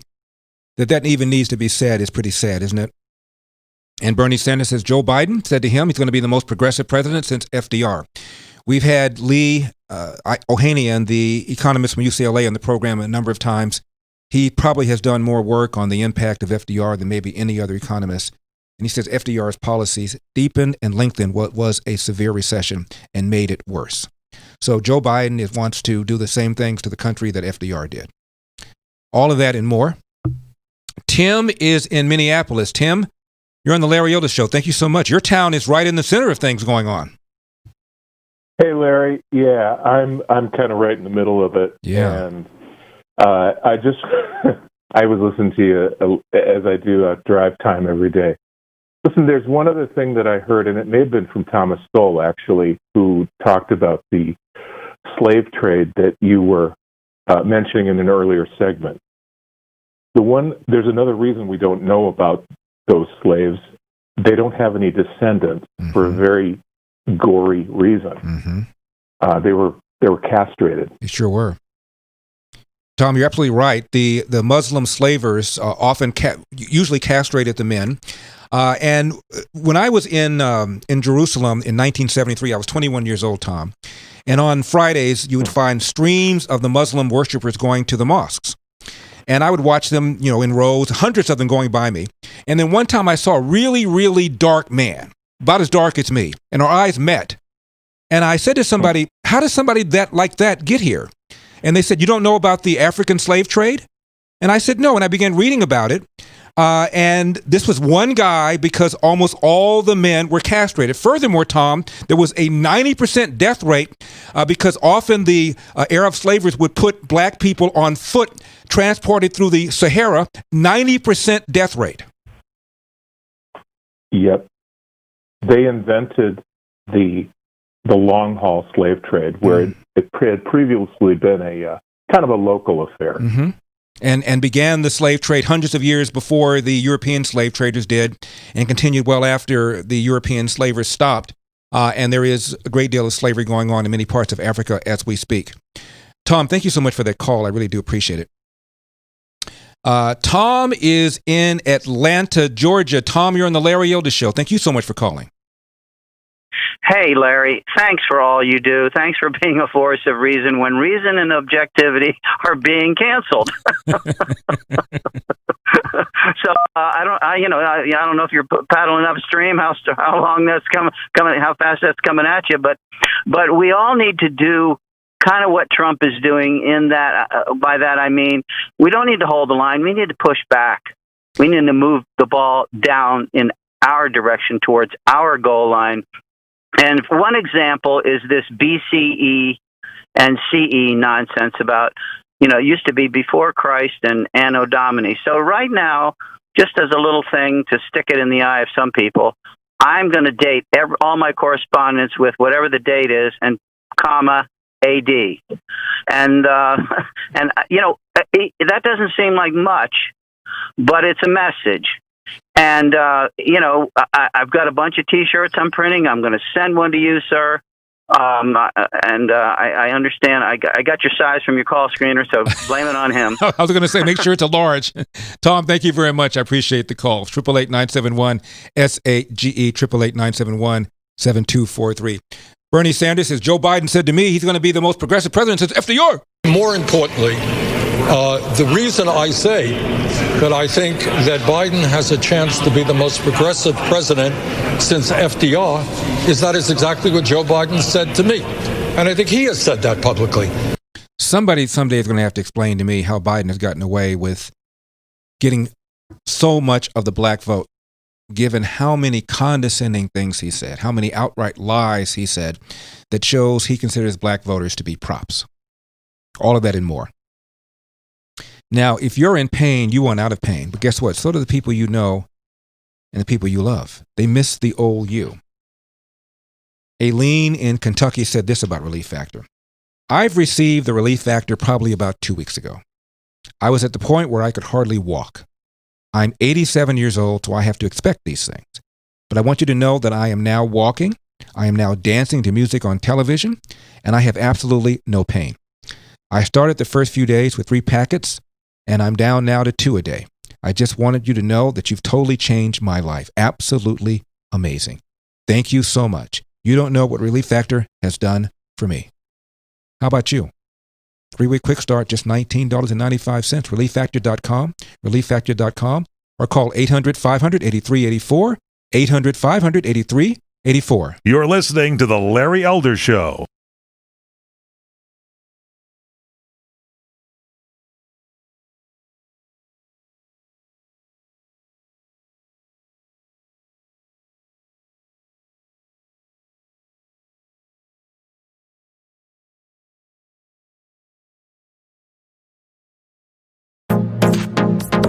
Trending now on the Mike Gallagher Show. Used to be called Talkers Magazine, used to be a big glossy magazine that you'd get every month. Every radio station in America, every television newsroom had it.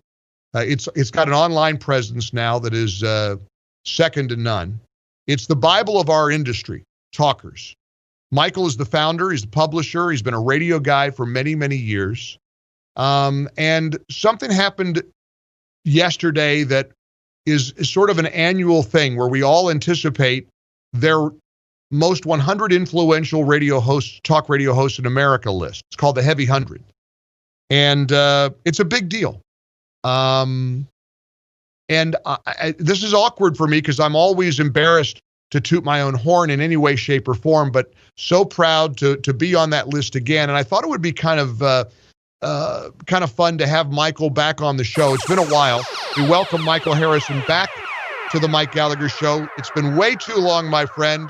Can I just quickly start by thanking you for including us in your heavy 100 list? We're proud to be number 9, maybe number 1 in your hearts, but number 9 in your program.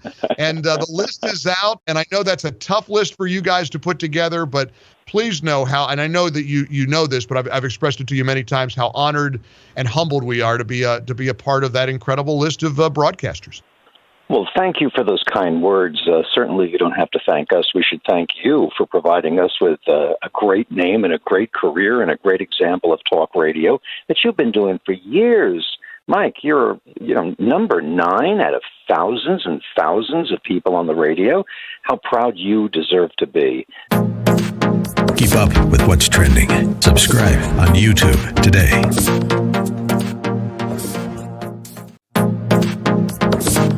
Trending now on the Dennis Prager Show. Bjorn Lomborg of Copenhagen and of the Hoover Institution at Stanford has written False Alarm, How Climate Change Panic Costs Us Trillions, Hurts the Poor, and Fails to Fix the Planet. So you can't yell at this man as a quote-unquote science denier, given the fact that he fully acknowledges the world is getting warmer. So since you label it a panic, what if we did nothing? What would happen?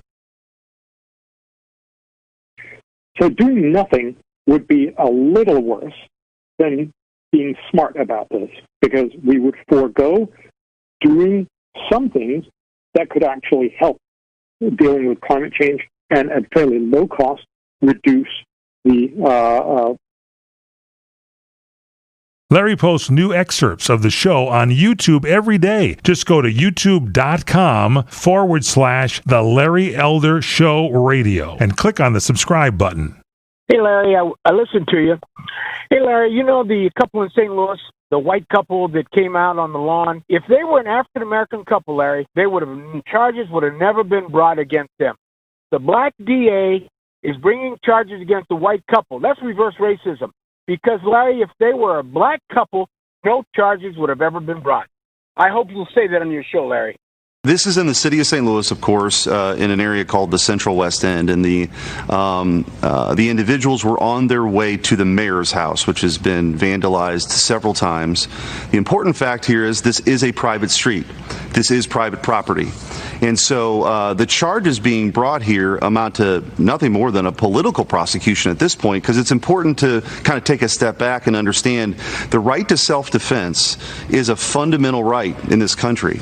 It's in the Second Amendment, of course. It's in the Missouri Constitution and also in Missouri's Castle Doctrine. And Missouri has one of the strongest castle doctrines in the country. And what it says is that you have the right to defend yourself, the lives of your family members, your home, and your property that extends to your property. So this is on private property.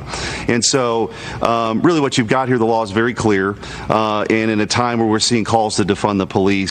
888-971-SAGE, 888-971-7243. Larry Elder, ReliefFactor.com studio. That is the Missouri AG defending the St. Louis couple against charges that they were violating gun crimes when they attempted to protect themselves from what they thought was a mob. The former Chicago police superintendent says since he was fired, there have been 635 more murders than in the past. We're also going to talk about the set to between the White House press secretary, Kayleigh McEnany, who accused the Chicago mayor of being derelict in her duty, to which the mayor referred to Kayleigh McEnany as Karen and said, "Shut your mouth." Karen has become a both gender and racial slur, and the mayor got away with it because the mainstream media said nothing. All of that and more, 888-971-SAGE. James is in Louisville, Kentucky. James, you're on the Larry Elder Show. Hey, Larry, I'm glad to talk to you, my friend. You too. Hey, I was born an engineer, so I really love all the stats and the numbers and the facts that you put out, because that's the world I live in. Hey, James, can I interrupt you for a second? James, I bet you've never served on a jury, have you? I almost got picked, but they threw me off. You know why? They threw me out of the hat, and they had 7 of us, and I was one of the 7 that got drawn out of the hat to leave. And you know why they threw you out, don't you? Oh yeah, I kind of knew. They don't. The defense does not want somebody who can connect the dots. They don't want that. And if it's a civil lawsuit, the plaintiff's lawyers don't want that. They want emotion. Right. They don't want anybody that connect the dots. No, because then you have too much control over the rest of the jury, and you are a dangerous person. So it's not likely you're ever going to serve. Right. Well, yeah. Once I went through law school, I kind of figured that one out too. Mm-hmm. So. Mm-hmm. Well, I called to give you a little nugget of information that you're on the radio, and I understand it's all about word pictures. And here's a good word picture when you're talking about the Wuhan China virus, the WCV. Right. It has to do with the size. And without getting into the micron size of a mask versus the virus, here's a good way to put it. And it's even way worse than this, but this is a good word picture. It's like trying to trying to stop the mosquitoes from your neighbor's yard coming into your yard using a chain link fence. The masks are that porous. Oh, no, they're even, no. That's just a good word picture you can use on people. Mm-hmm. But the real difference, the relative difference is like trying to stop a BB by using a wire at the goal line and then put another wire at at the 10-yard line at the other end of the field. That's the relative difference in truth. But just a fence, a chain link fence, mm-hmm. and a mosquito kind of gets the point across. Mm-hmm. The virus is very, very, very small. Very small. Very small. And James, frankly, your advice or your analysis is no different than the analysis that Fauci gave when he was on 60 Minutes on March 8th. Can we find that again, Mr. Christian? Can you find the Fauci clip when he was on 60 Minutes? It was March 8th. And he said the same thing. Didn't say it quite as colorfully as James just did, but he said the same thing, that they give you a false sense of security. And frankly, they don't do what people say. That's what he said on March 8th, and then proceeded to say, well, the reason I said that is because I didn't want people to go out in mass looking for masks because we needed to have them for our healthcare responders. But he could have said, well, doing a handcrafted bandana will at least do some good. He could have said that. Because that's what the mayor of LA says. If you can't get a mask, a real mask, anything, a handkerchief would work.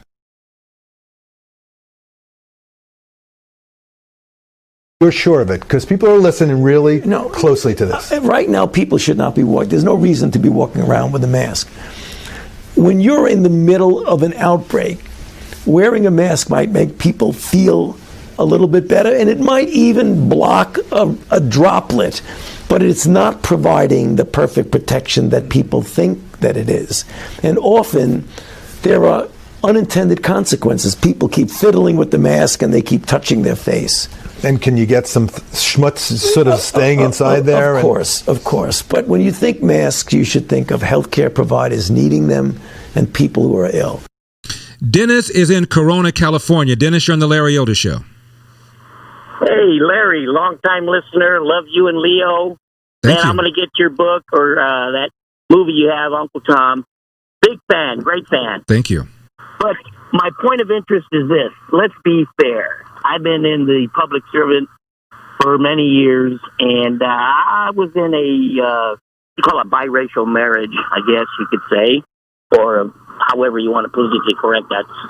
But I was in Fontana, and I was abused after being handcuffed on some rather petty little neighbor dispute.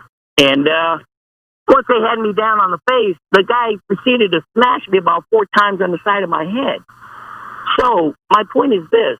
I would like you to do a show, because you're a fair man, and I love you. I really do.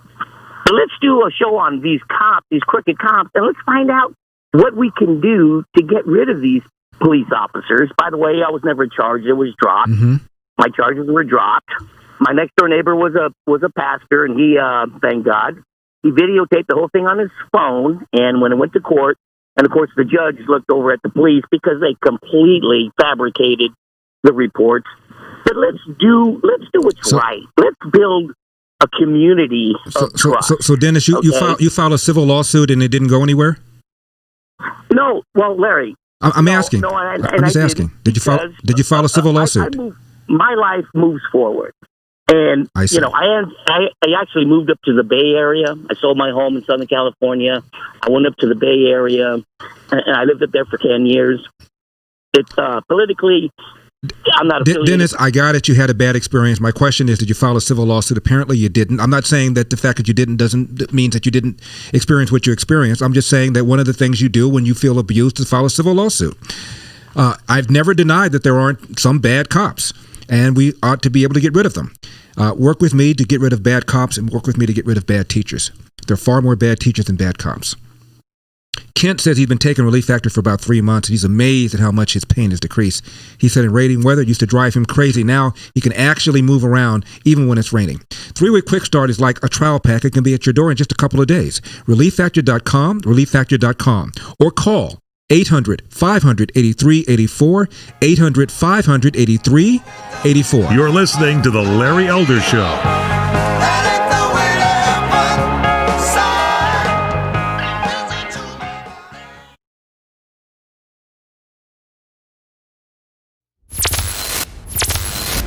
At every turn, it seems like there are more unanswered questions and few honest explanations about why so many of our liberties are under attack. Why are so many bright people teaching me nonsense? Some of the scenes of violent protests are just amazing. They're irrational evil.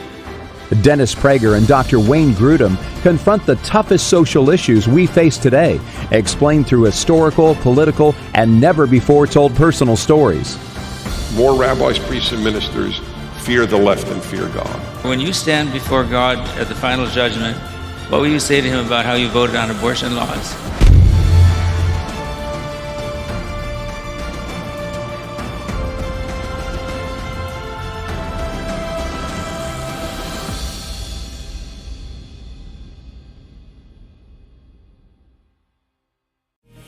Larry Elder here.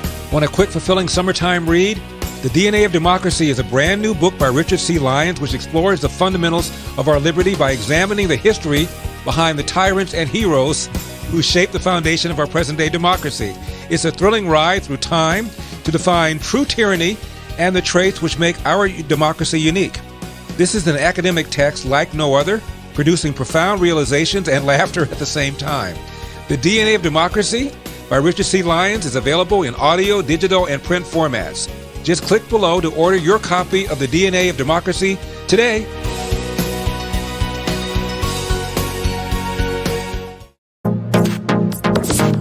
Trending now on America First with Sebastian Gorka. And we are looking at potentially trillions of dollars worth of additional debt if he becomes president. Am I wrong, Trish? No, you're not wrong at all. You're absolutely right. And you could also be looking at AOC as the head of the Department of Energy. Right. Or maybe Secretary of Commerce, take your pick. And you can throw Elizabeth Warren in there at Treasury, I guess, while we're at it. It would be economically very bad for our country to have Welcome an back to administration the like that. pain-free ReliefFactor.com studios. It's the Sage, Larry Elder. Oh, hey, Larry. Some interesting information you shared this evening regarding early slavery. I was most impressed by the information regarding William Ellison, the first slaveholder in South Carolina, had 63 slaves, according to what you shared. You know what?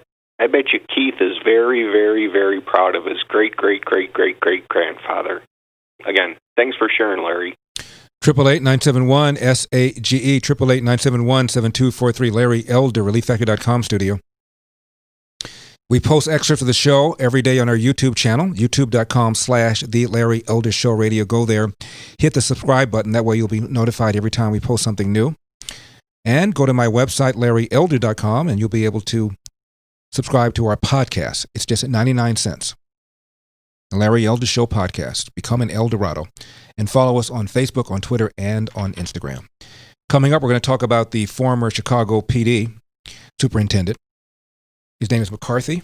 And CNN had a reality show called Chicagoland a few years ago, where they followed around this police superintendent who has since resigned, and a principal of an urban school called Finger High School, and the then mayor of Chicago, Rahm Emanuel. And my feeling is the reason Rahm Emanuel agreed to do it is because he thought it was going to be a big successful TV show and show him as an action mayor, yada blah, etc. Instead, it made the city, in my opinion, look completely out of control and the finances out of whack. And there is a scene in Chicagoland where a principal of an urban high school called Finger High is literally in her office with her staffers making maps that her kids could use to go to and from school to avoid the most dangerous areas surrounding the school so that no kid gets shot with one of those, to whom it may concern, gang-related bullets. Now, I'm not sure removing Confederate statues is going to change that any.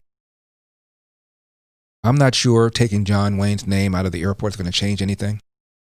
I'm not sure capitalizing the word black, which is now what the Associated Press is going to do, will change anything. I'm not sure referring to Donald Trump as a racist and a sexist and a homophobe and all the other nasty names people call him is going to change anything. Mapping out routes so the kids could go to and from school and minimize the possibility that they'll be hit with a bullet intended for a gang member. What are we talking about here? And the mayor of Chicago says it's because of Donald Trump's failure to enact stiffer gun control legislation. Are you kidding me? Mayor is black. Police superintendent is black. How are you going to yell institutional racism when blacks are in charge of the institution? I'm Larry Elder. Larry Elder, all true, all devastating.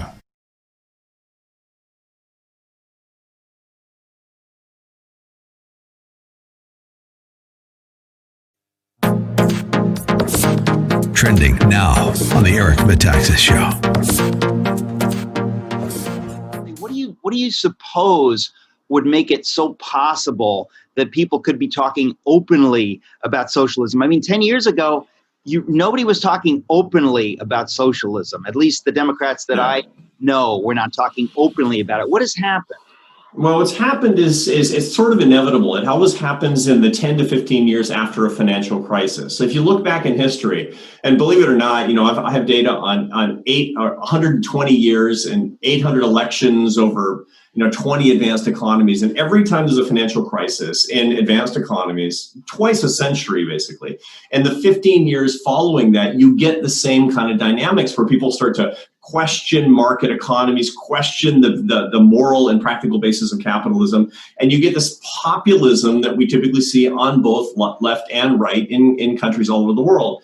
It's not a terrible thing. I mean, it's a lot of it's misbegotten. The idea that we would become, a democratic socialist country, it's a problem. It's not but questioning the basis on which we actually treat each other economically, that's a good thing to do. Because if we forget, then we forget our basic values. And remember, economics is downstream from culture.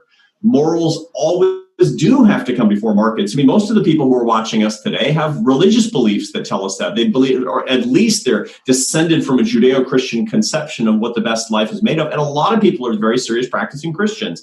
And we know, those of us who are Christians, we know that if markets come before morals, everything is upside down and everything will be used to the bad, not for the good. Keep up with what's trending.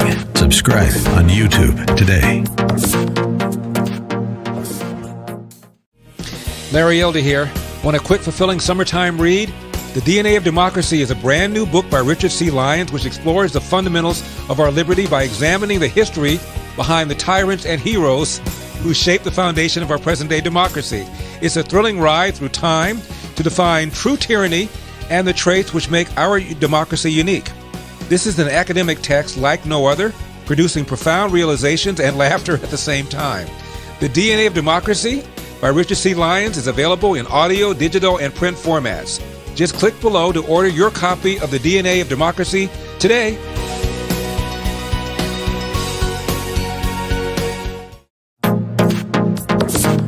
Trending now on America First with Sebastian Gorka. What is this all-pervasive, oppressive culture of whiteness, and how does it affect religion? Number one, Christianity is the norm. Interesting. Why is that a bad thing? Think about that for a second. Number 2. Anything other than Judeo-Christian tradition is foreign. And lastly, there is no tolerance in whiteness for deviation from the single God concept. Now do you understand? Now is it clear why Black Lives Matter, why Antifa tried to burn to the ground, firebomb the presidential church of St. John, 1 block from the White House? This isn't about a museum, my friend. This isn't about the tens of millions of dollars that come from you and the elites to this truly monstrous architectural carbuncle in front of the Washington Monument. It's about destroying the greatest civilization the world has ever seen, and America as the embodiment of the greatest experiment in representative Republican democracy. It's a war for the soul of our nation. Keep up with what's trending. Subscribe on YouTube today.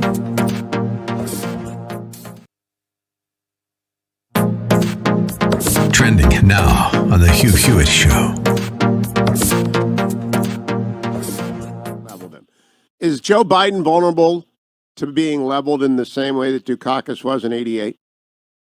So it's a little bit different in that Donald Trump is a incumbent president, and George H.W. Bush had an opportunity to introduce himself after 8 years as vice president. At the same time, it's going to be the same scorched earth tactics in the election. Joe Biden has had an advantage that he's been able to hide out. You know, it's almost a conservative talking point, but in this case, I think it's true. He's had an advantage in that he's been able to hide out away from crowds and scrutiny. He's not terribly nimble, whatever you think is going on. And so I think he's going to have a harder time defending himself than a lot of candidates like Barack Obama or Bill Clinton, who are very good at returning volleys. You know, Zogby came out with a poll, and I'm not a big fan of Zogby, but they asked the question, do you think Joe Biden has dementia? And I thought to myself, whoa, that broke through to a pollster? Because I've never seen that asked before. Has that concern broken through, or was that Zogby looking for headlines, Sean Trendy? I think that's Zogby looking for headlines. And look, I didn't necessarily mean to imply that he has dementia. Just if you followed Joe Biden's career, he's not Barack Obama or Bill Clinton or one of these overriding intellectuals. Now, he has in a way that's good because it makes it harder for Trump to hang the dreaded, liberal elitist albatross around his neck. But keep up with what's trending. Subscribe on YouTube today.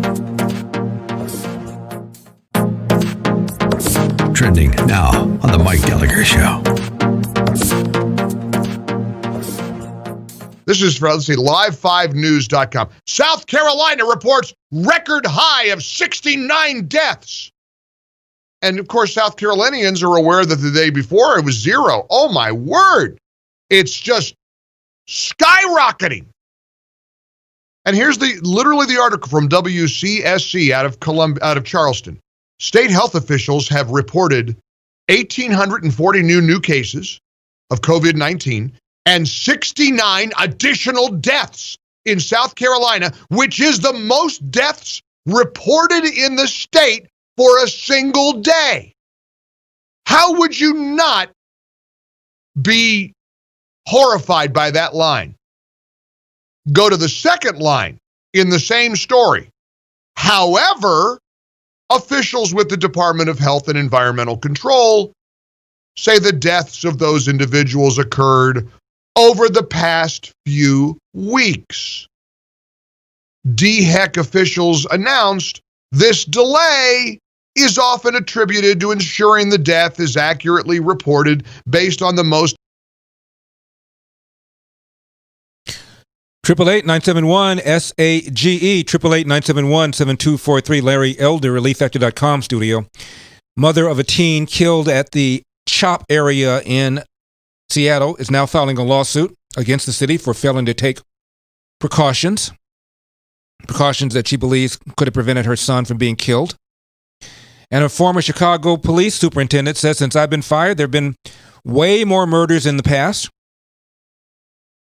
But the Chicago mayor insists that if Trump really, really, really wants to stop violence in Chicago, he should enact gun control legislation because that'll do it. All that and more, 888-971-SAGE, 888-971-7243. Couple of interesting news items.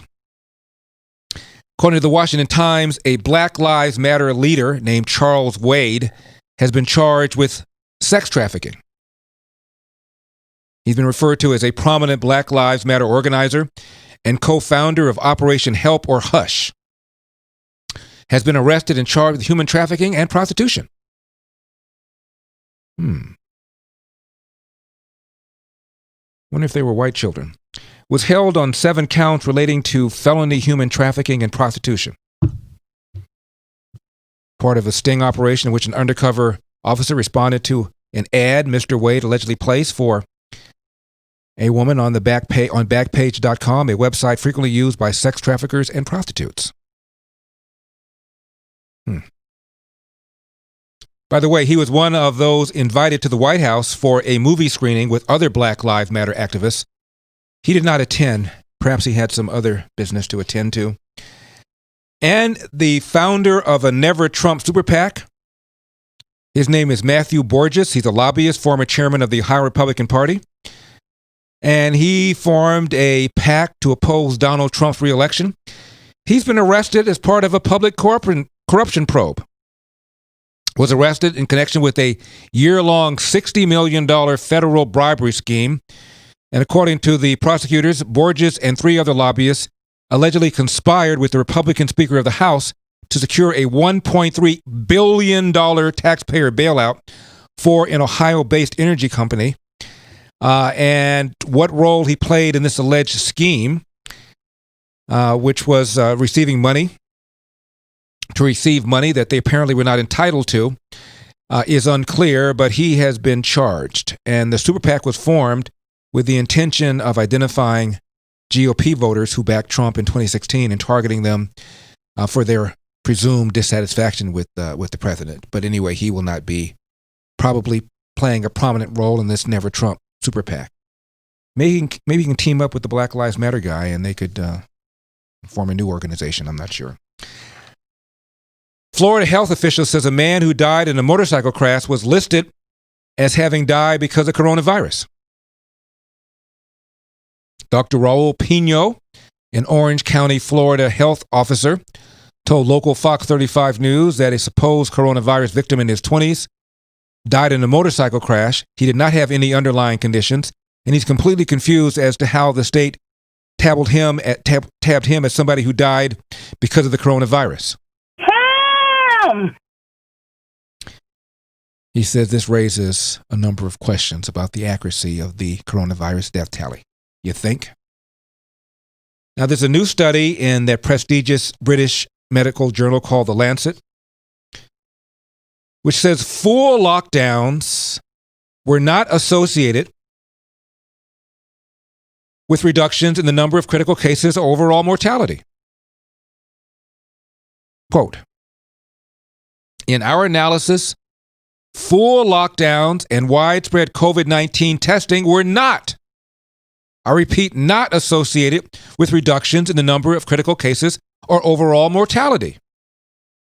They said there were 2 factors that were significantly associated with increased coronavirus mortality rate, and those factors are obesity and a higher per capita gross domestic product. In other words, wealthier nations. Why would that be? And they said, and I'm quoting, countries with a higher per capita GDP had an increased number of reported critical cases and deaths per million. This may reflect more widespread testing in those countries, greater transparency with reporting, and better national surveillance systems. Other reasons might be an increased accessibility to air travel and international holidays in wealthier countries, end of quote. But there was no association with full lockdowns and a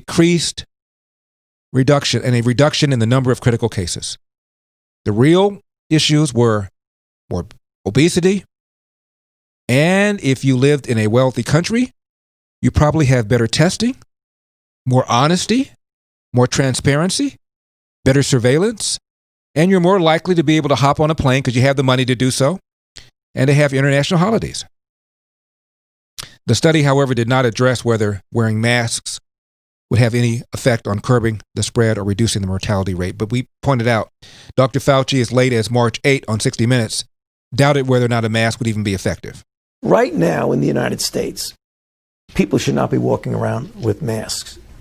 You're sure of it? Because people are listening really closely to this. Right now, people should not be walking. There's no reason to be walking around with a mask. When you're in the middle of an outbreak, wearing a mask might make people feel a little bit better, and it might even block a droplet, but it's not providing the perfect protection that people think that it is. And often, there are unintended consequences. People keep fiddling with the mask and they keep touching their face. And can you get some schmutz sort of staying inside there? Of course. But when you think masks, you should think of healthcare providers needing them and people who are ill. Now, here's what the former Chicago police superintendent said. If I understand it, FPS, Federal Protective Services, has been here protecting federal properties. I heard the acting Homeland Security Director today talking about the fact that those individuals will be sent to protect federal property. That's all well and good. I don't have an issue with that at all. But, what I saw on video, I believe it was in Portland, people in camouflage with rifles on the front line. I said it about the Michael Brown incident in Ferguson. The police can turn a protest into a riot, and confrontation begets confrontation. You have to be ready for the confrontation, but you don't come out in a confrontational fashion. I don't think that those tactics are good tactics. I hope that those individuals, if they are being sent to Chicago, are going to be controlled or work in conjunction with the Chicago Police Department. But the mayor knows exactly what needs to happen in order to reduce the violence. Trump. Listen, I'm not having anything like what happened in Portland. I've been very clear. I'm a former federal prosecutor. There are a number of things that President Trump could do to help, starting with passing common sense gun control. There are way too many illegal guns on our street, and that is the primary driver of the violence. But How is President Trump supposed to pass gun control legislation? He's not a lawmaker.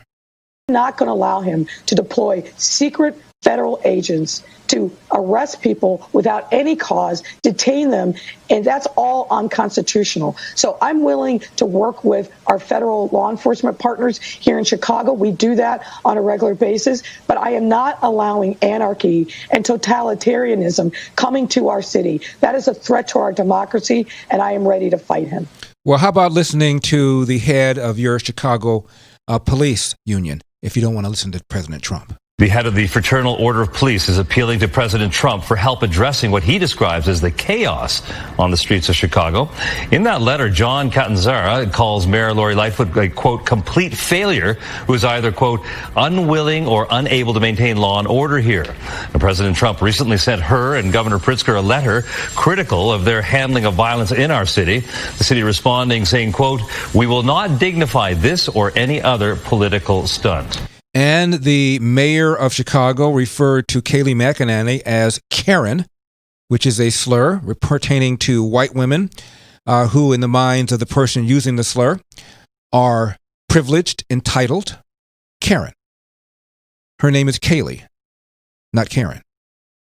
It is a racial and gender slur, and the media was completely silent about it. All she said, Kayleigh McEnany, was that the mayor was derelict in her duty. And the mayor tweeted, hey, Karen, watch your mouth. Watch your mouth. Hey, Karen. An anonymous Seattle cop wrote an open letter and says, I have been broken, all of this and more. I'm Larry Elder.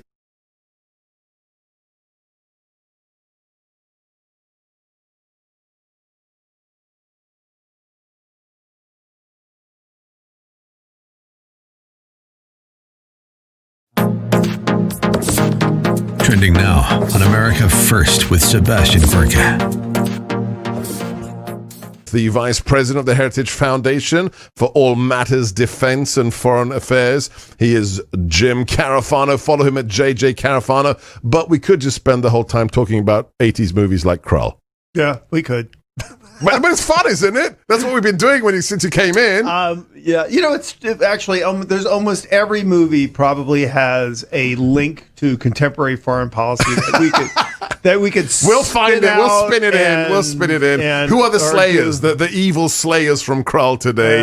Is that the People's Army of China? Could be the Chinese. So we have a whole slew. We have about 20 movie posters here, and Jim was just looking at them. Oh yeah, no, I mean, I don't know if you've seen this video. I don't think it's actually new. Which one? Of the Uyghurs. Oh yeah, the drone video. Yeah, in restraints. Unbelievable. Thousands in blindfolds, Jim. Unbelievable. Being shipped out at a train station. And I think back to the Europeans, the way they went after us when we moved a couple of dozen guys to Guantanamo, who were high security risks. Wow. And restrain them in a manner Good comparison. And restrain them in a manner that is appropriate for a person who's at risk to themselves and at risk to the people guarding them. Right. In contrast with this, which looks like kids heading into the Dachau train station. Yeah.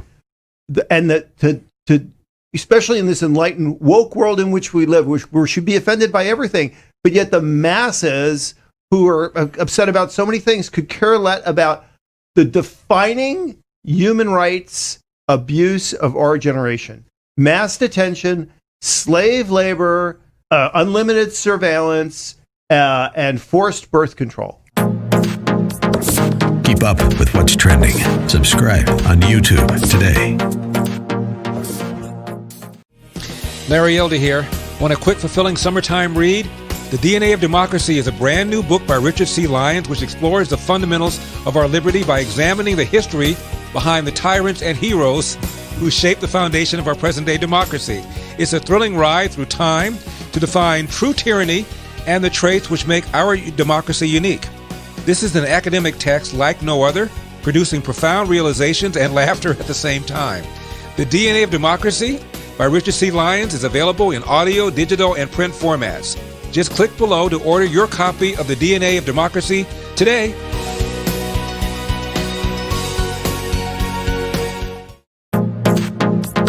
Trending now on The Mike Gallagher Show. Used to be called Talkers Magazine, used to be a big glossy magazine that you'd get every month. Every radio station in America, every television newsroom had it. It's got an online presence now that is second to none. It's the Bible of our industry, Talkers. Michael is the founder, he's the publisher, he's been a radio guy for many, many years. And something happened yesterday that is sort of an annual thing where we all anticipate their most 100 influential radio hosts, talk radio hosts in America list. It's called the Heavy 100. And it's a big deal. And this is awkward for me because I'm always embarrassed to toot my own horn in any way, shape, or form, but so proud to be on that list again. And I thought it would be kind of fun to have Michael back on the show. It's been a while. We welcome Michael Harrison back to the Mike Gallagher Show. It's been way too long, my friend.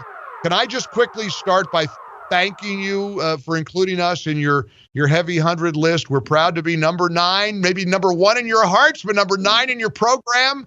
And the list is out. And I know that's a tough list for you guys to put together, but please know how, and I know that you know this, but I've expressed it to you many times, how honored and humbled we are to be a part of that incredible list of broadcasters.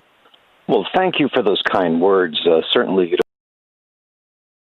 Welcome back to the Larry Elder Show. The Rush Limbaugh Show, and my pleasure to welcome Mr. Larry Elder. And, sir, I have been a fan of yours for a long time. I've read just about everything you've written. I saw Uncle Tom the day it came out online, and I loved it. Welcome to the show. Ken, thank you so much for having me. The film is exceeding my expectations. You know, you do something and you have a likely case scenario, maybe really good case scenario, and spectacularly good case scenario. It's exceeded that. It's been amazing. It is, you know what it is? It is a wonderful American film that happens to showcase so many wonderful people in the African American community. It's a double bonus, and I've said this before. I said it the day I saw it. People should be viewing this now. This is a film that needs to be seen today, and it would change what's happening in our culture. I think it would. I think it really would. The film is called Uncle Tom, and you can see it, of course, on UncleTom.com. And it's about the grief that black conservatives like Candace Owens and people who are not known, like the sort of the heart and soul of the film, a guy named Chad Jackson, who is a contractor in Dallas. And he's a lifelong Democrat, a Christian, and he made some critical comments one time to a fellow Christian about Republicans, and that fellow Christian challenged him to read the party platforms of the Democratic Party and Republican Party platform. He'd never done it. After he did it, he said, I'm a Republican. And it's about the grief that he got from friends and family simply for suggesting that maybe, just maybe, we ought to rethink our allegiance to the Democratic Party. After all, this is a party that does not care about borders, and there are studies that show unskilled illegal aliens compete for jobs that would otherwise be held by unskilled black and brown workers. We've seen all the bad public schools, and one party, the Republican Party, wants to give you an option out. Maybe we ought to be talking to the party that wants to give us the option away from an underperforming public school. You got 13 public high schools in Baltimore where 0% of kids can do math at grade level.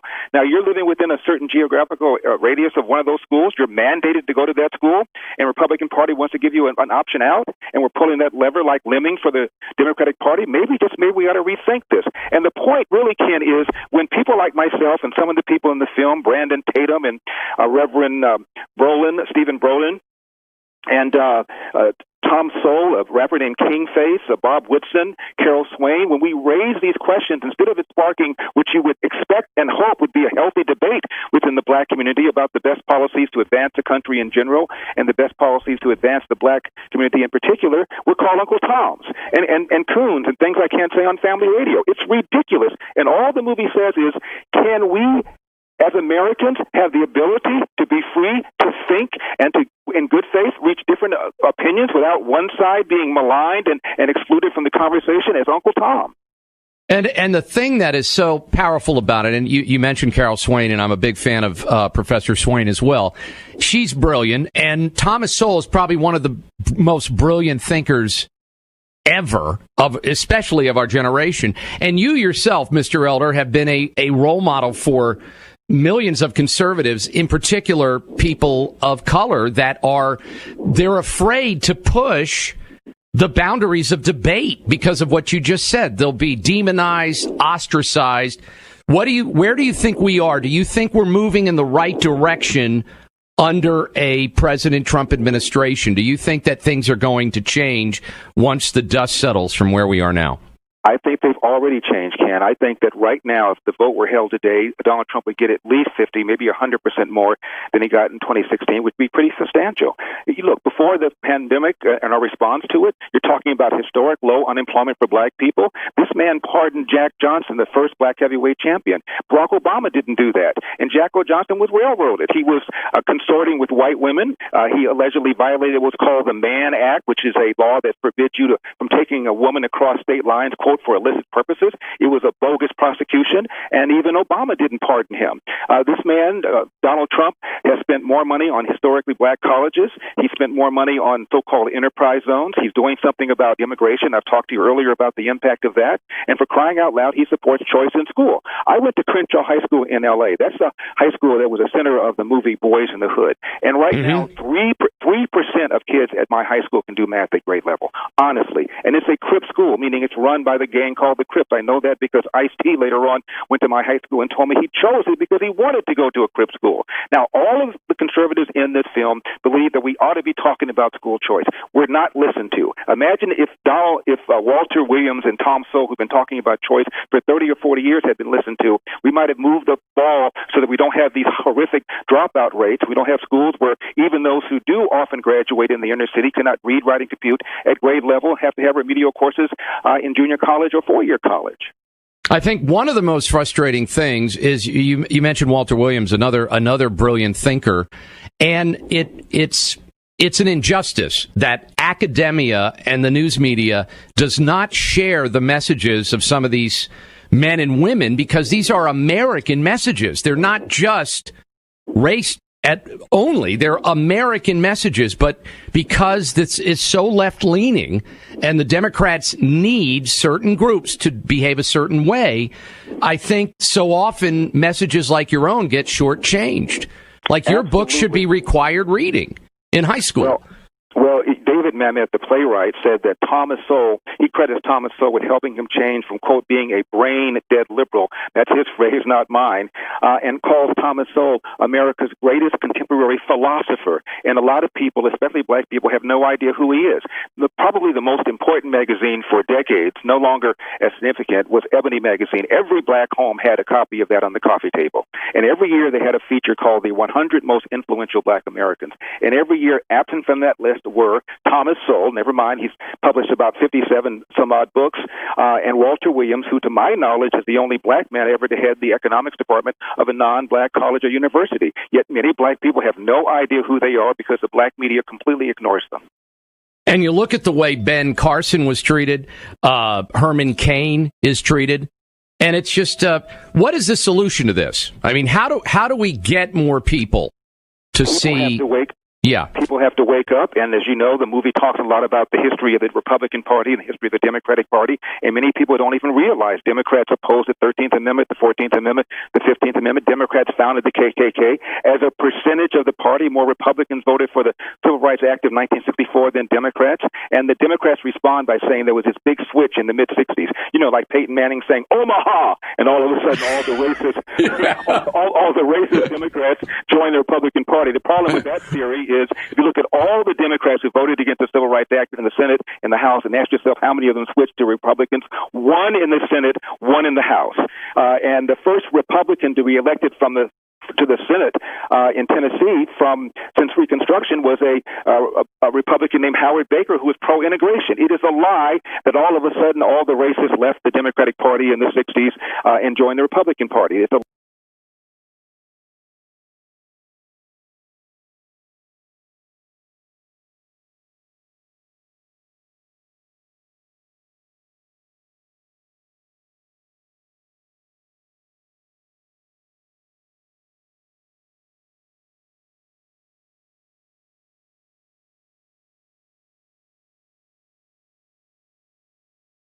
Seattle has filed a lawsuit against that city. 888-971-SAGE. I'm Larry Elder. America, we have a country to save. And now, here's Larry Elder.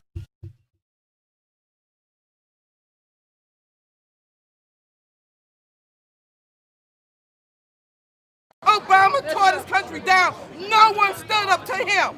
Nobody. Because he was black. You need to wake up. My parents didn't teach me that I was a victim. They can turn back voting rights. Didn't nobody donate to us the right to vote? You was your house nigga. I didn't call you a nigga. Oh, okay. That's a big difference. You're Uncle Tom. And Uncle Tom is somebody who has sold out by embracing the white man. Uncle Tom. Bedwench. Bootlicker. Black white supremacist. Chucking and jiving. House Negro. Coon. Uncle Tom. Coon. I have a Coon Award over there. Coon of the Year Award. Most black people don't believe that other blacks can be independent, free thinkers. I believe the legacy and the ancestry of black Americans is being insulted every single day. I will not pretend to be a victim in this country. I know that makes many people on the left uncomfortable. Racist. Racial. Racism. 1,000 cuts of racism. The liberal will try to control a black person through the concept of racism because they know that we are very proud, emotional people. I never felt that because I was black or I was poor or a woman that I couldn't do something. I grew up being told of my disadvantages, that this country is unfair to black people. The ideology is implanted into you subconsciously to believe these things. It's like a cancerous plague in the mind of black Americans. We're brainwashed to think, well, is it because I'm black? America's not ours, or we got shipped here. No. Our blood is on this soil. We own this too. There should be a pride that we have in the fact that This country was built by many great black men and women. Are you trying to say that this country does not specialize in racism and bigotry? So long as black people continue to have their psyche filled by that nonsense, we won't have an awakening.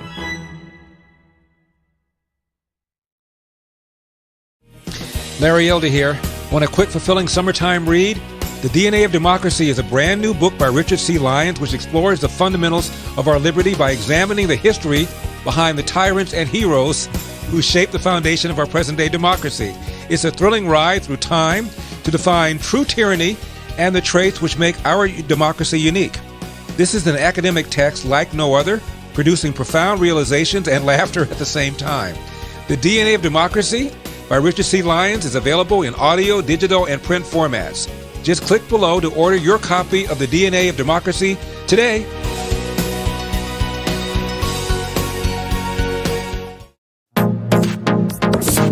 Trending now on The Dennis Prager Show. The Green New Deal will cost us how much? So it's very hard to tell because the Democrats actually haven't costed their estimates, but probably in the order of $10 to $20 trillion. Remember, there's a lot of stuff in the Green New Deal that has nothing to do with green. So I'm just looking at the green part of the Green New Deal. So $10 to $20 trillion. On top of the trillions just spent because of the lockdown, if you just print, which is what we would have to do, we would have to print that amount of money. What does that do to the dollar? That's a good question. That's outside my area of expertise. But the reality, of course, is to say you can't just spend free money. You're essentially making all of the money worth less. So at the end of the day, you're spending real resources on things that will only do a little good. So, take, for instance, Biden's new proposal to spend $2 trillion on climate. And to a certain extent, you've got to say that's a lot better than wasting 10 or 20 trillion that he's only talking about spending $2 trillion. But some of the things that he's talking about, for instance, weatherizing homes, we know are ineffective. People say you should make your home, insulate your home because then you'll use less energy. But the problem is that these estimates are always way too high on the savings and way all across America. The Larry Elder Show. Lie that the Democrats have been pushing, and we deal with that in the movie Uncle Tom. And you see it with, Candace Owens is a good example of a millennial conservative success story, a very articulate, energetic conservative. I had the pleasure of speaking with her in Philadelphia, and you were talking about something when you were talking about the positive things that President Trump is doing for communities of color in all of America. I had the honor to interview in person in Washington, D.C., the niece of Martin Luther King Jr., which was I was sitting right across from history, Alveda King.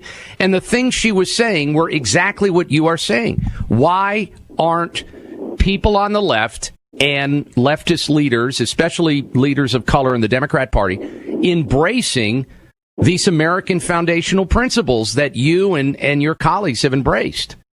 Because the Democratic Party has convinced black people that they are under siege, that they're perpetual victims. And by the way, these guys over here, these guys in the dark trench coats, are called Republicans, and they're racist. And so black people are not thinking about the quality of schools. Black people are not thinking about the crime in their own neighborhoods. They're not thinking about the impact of the economy because of porous borders. They're thinking about racism. When, in fact, Obama's election and re-election should have put the fork in the notion that racism is a big enough impediment to stop anybody who's talented and willing to work hard. My God, this man came from nowhere, had a name nobody could pronounce, middle name Hussein, from Hawaii. He takes down Hillary. He takes down John McCain. He takes down Mitt Romney for re-election. By the way, he got elected with 52% of the vote, but by the time he walked into the White House, his numbers were almost at 70%. How does that happen? Because so many Americans thought the guy that they were voting for was the guy who was on Steve Croft on 60 Minutes before he got elected, when Croft said to him, "Senator, if you don't win this race, will it be because of racism?" And I sat back, Ken, and I said, let's see how this man answers this question. Let's see if he gets a Jesse Jackson or an Al Sharpton type answer or what. And he said, no, if I don't win, it will be because I failed to articulate a vision that the American people can embrace. And I said, hallelujah. But he got in, what happened? The Cambridge police acted stupidly. If I had a son, he looked like Trayvon. Oh, my goodness, we've got problems, too. It's called Ferguson. He invites Al Sharpton to the White House a bunch of times. He hires Eric Holder, who lectures us about race and racism and says things like, when it comes to race, America has been a nation of cowards. All because the politician Obama knows, Ken, he's got to make black people angry to get that 95% black vote. But you think he's telling Sasha and Malia that racism is going to hold them back? You think he's really doing that? No way. This man thought of himself as the world beater. That's why he ran for president, and that's why he got elected. He knows it's nonsense. And I wonder sometimes, Ken, honestly, how this man sleeps at night, peddling this poison to his people while knowing full well that his success shows you what you can do in America if you try.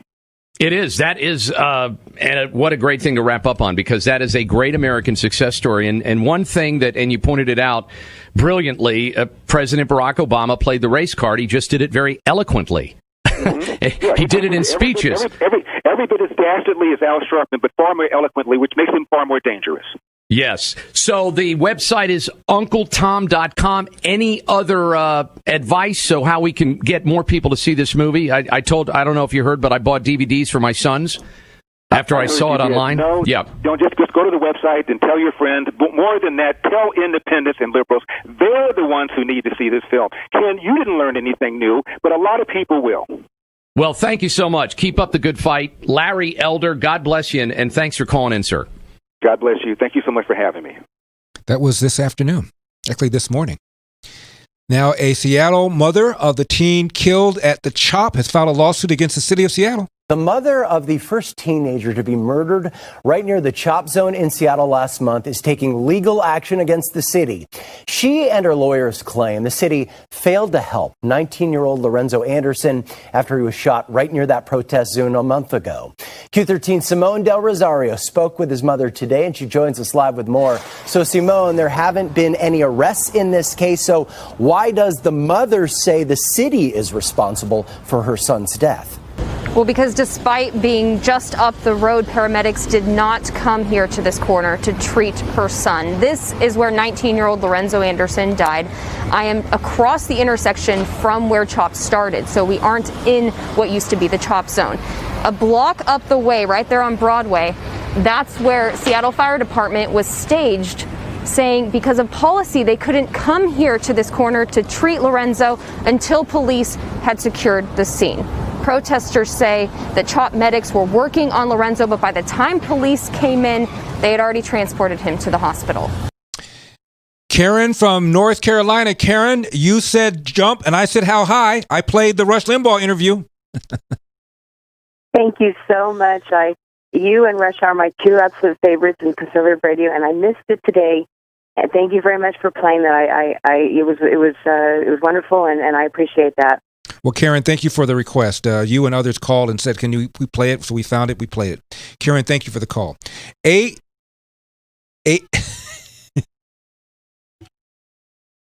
$76 a month. Verizon Wireless $83 a month. Sprint $92 a month. This is what the average family of four is saving a month on their cell phone service by switching over to Pure Talk USA. Looking to cut costs, free up cash on a monthly basis? Start today with Pure Talk USA. Pure Talk covers 99% of Americans, and their call center is based right here in America. Their chairman and CEO, a U.S. vet who cares deeply about serving his country. Right now, he's doing so by saving you money every month on your wireless bill. I'm a customer. You should be too. Dial pound 250 and say keyword Larry Elder for unlimited talk and unlimited text and 2 gigs of data for just $20 a month. Plus, you're going to get 50% off your first month. Stop paying too much to two big wireless providers. Switch to Pure Talk USA today and save 50% off your first month. Dial pound 250, say keyword Larry Elder, pound 250, keyword Larry Elder. Pure Talk USA, simply smarter wireless. You're listening to The Larry Elder Show.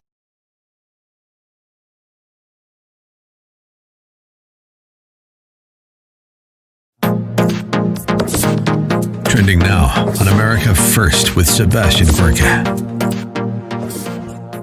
The Vice President of the Heritage Foundation for all matters defense and foreign affairs. He is Jim Carafano. Follow him at JJ Carafano. But we could just spend the whole time talking about 80s movies like Krull. Yeah, we could. But it's fun, isn't it? That's what we've been doing since you came in. Yeah, it's actually there's almost every movie probably has a link to contemporary foreign policy that we could. We'll find it. We'll spin it in. We'll spin it in. Who are the slayers? The evil slayers from Krull today? Is that the People's Army of China? Could be the Chinese. So we have a whole slew. We have about 20 movie posters here, and Jim was just looking at them. Oh yeah, no, I mean, I don't know if you've seen this video. I don't think it's actually new. Which one? Of the Uyghurs. Oh yeah, the drone video. Yeah, in restraints. Unbelievable. Thousands in blindfolds, Jim. Unbelievable. Being shipped out at a train station. And I think back to the Europeans, the way they went after us when we moved a couple of dozen guys to Guantanamo, who were high security risks. Wow. And restrain them in a manner Good comparison. And restrain them in a manner that is appropriate for a person who's at risk to themselves and at risk to the people who are guarding them. Right. In contrast with this, which looks like kids heading into the Dachau train station. Yeah. And that to especially in this enlightened woke world in which we live, which we should be offended by everything, but yet the masses who are upset about so many things could care less about the defining human rights abuse of our generation. Mass detention, slave labor, unlimited surveillance, and forced birth control. Keep up with what's trending. Subscribe on YouTube today. Larry Elder here. Want a quick, fulfilling summertime read?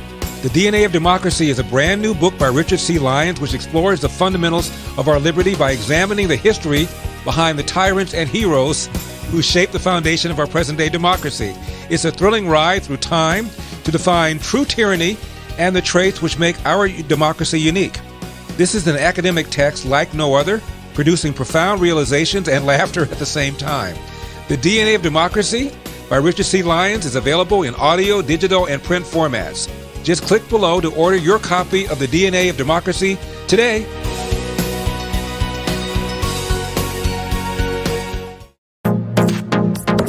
Trending now on The Mike Gallagher Show.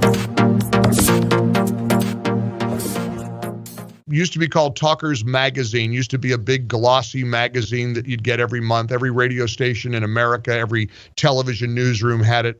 It's got an online presence now that is second to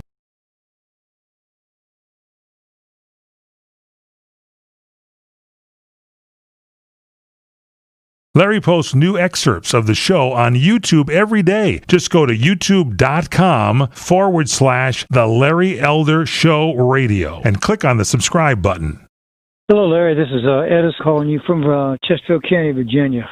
Man, thank you for being that voice in the night, that beacon of light of truth. As it says, we have not a high priest that was not touched with the feelings of our infirmities, yet without sin. We appreciate your message, man, your word of encouragement. They ever stand before us. God bless you, and God bless America, Larry. God bless you. 888-971-SAGE, 888-971-7243. Larry Elder, ReliefFactor.com studio, and I'm telling you how much I love my MyPillow. It has really changed my sleep. I also sleep on the MyPillow mattress topper. It is truly amazing. Don't know which one I love the most. You can get a MyPillow mattress topper, and some of the best sleep of your life comes with a 10-year warranty and a cover that's both washable and dryable. Made right here in the country, back with Mike Lindell's customary 60-day money-back guarantee. MyPillow.com. Save 30%. Use promo code Larry or call 800-890-1843. And when you do, Mike gives you 2 standard MyPillows for free. MyPillow.com, promo code Larry, or call 800-890-1843. The press secretary, Kayleigh McEnany, was referred to as Karen by the mayor of Chicago, Lori Lightfoot, after Kayleigh McEnany suggested the mayor was, quote, derelict, close quote, in her duty. The term Karen is a gender and a racial slur, meaning to depict a entitled, privileged white woman. Now, the union leader also criticized the mayor, and the former police superintendent criticized the mayor. Do you call them Karens too? To other cities like Chicago, cities where the federal property isn't necessarily under attack, What are they going to do when they get to Chicago and these other cities with higher crime rates, higher shooting rates, higher murder rates? If the president's worried about that, what are they going to do? What are they going to arrest people with? I think you're getting ahead of the president here. He's made no announcements as to who's going where. He's very discouraged by the violence that he's seen in Chicago. It's why he sent a very strong letter to Mayor Lightfoot offering help because she's clearly unable to control her streets, and the governor as well, unable to control that area. When you see the fact that there were 49 officers who were injured in this egregious video of them being lambasted with rioters with umbrellas shielding from view, that they were throwing projectiles and 49 officers injured. Not only that, the poor citizenry of Chicago, where 12 were murdered this weekend, 70 shot alone. It's incredible what we're seeing in Chicago. He's offered his help, and we encourage the mayor to take it and to be forthright about the situation in her state, much like the governor of Missouri was in working with us on Operation Legend to protect the people of Missouri. That brings us to Seattle. An anonymous Seattle cop has written an open letter to citizens. It's called I Now Have Been Broken. And it begins, I'm a police officer in your city. Talks about how many awards he's won, the injuries he suffered on the job, how the criminals he's interacted with have trusted him because he's always treated them as human beings first, holds them accountable, however, for their illegal behavior. He says he's always believed in the mission, solving problems along the way. He said, during the time I've had a mayor get angry at me, throw papers at me, several chiefs angry enough to try to get me to quit for being a truth seller, but it's never broken him. Along the way, my spouse and children, he writes, have suffered. They didn't understand why I chose to experience all of this for strangers. Over the years, I've tried to explain it to my family. I think my spouse understands, but I'm not sure my children have had enough life experience to fully grasp what I've been teaching them. They don't understand why when a person was elected president that people in Seattle don't like, why I had to go don't be a Nazi training. The people who live with me know that I'm the furthest thing from the way people have described cops, but that didn't break me. Then came the George Floyd protests, he writes. It was not a new experience to have protesters screaming in my face, telling me to go kill yourself, pull out your Glock, put it in your mouth, and pull the trigger and make the world better. I've heard things like they hired you because you have an IQ below 80 and will do whatever they tell you to do. I know you beat your wife because, he says, I've been thrown, glass bottles have been thrown at me, rocks, pieces of steel, chunks of concrete, even improvised explosive devices like the ones the media have video of but won't show you. I used the tools I was issued and trained on to stop the assaults and keep the East Precinct so the mission could be performed. Then came politicians standing right in front of me on the front lines calling me a racist killer cop. Standing next to people who were telling us to kill ourselves. With people who've handing them rocks and bottles which were thrown at me shortly thereafter. That didn't break me either. Nice try, anarchists. I bet you were surprised that I still did my duty. But I have now been broken. I no longer believe in the mission, or at least I no longer believe in my ability to perform the mission. At this point,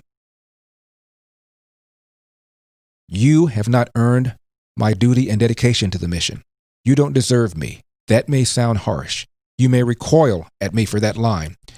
But I go back to my experiences before the part where the politicians sold me out and sold you out.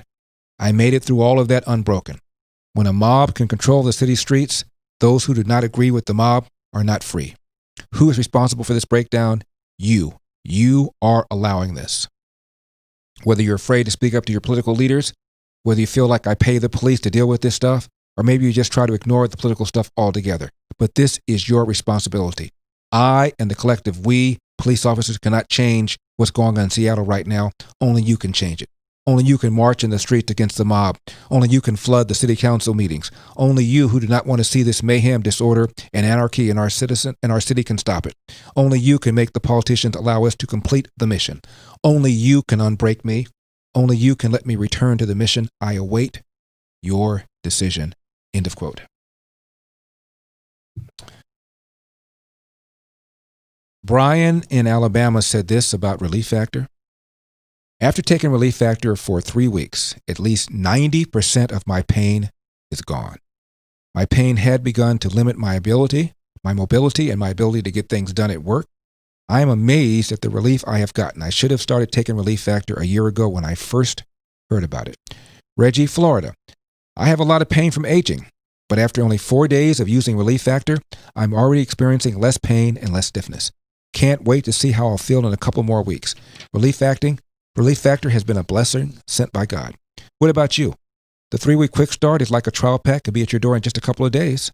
70% of the people who order the 3-week quick start go on to order more. ReliefFactor.com, ReliefFactor.com, or call 800-500-8384, 800-500-8384. Blue Lives Matter released a video for standing up for officers nationwide. I am a police officer. I wear a blue uniform, which unites me and my brothers and sisters from all walks of life. I serve and protect neighborhoods. People I don't even know. I put my own well-being in jeopardy to possibly save a complete stranger. I'm also human. I make mistakes. I have a family. I have stresses like everyone else. But I want to be part of the change. I am not one of the officers from Minneapolis. I've not hurt or killed anyone. Yet you wish harm upon me. You wish death upon me. You curse and throw objects at me. But I am not the problem. We also want change. But people have forgotten. You have forgotten about 9/11. Did Kayleigh McEnany really get asked whether Trump believes it was a good thing the South lost the Civil War? Was she actually asked that? Yes, she was. I'm Larry Elder.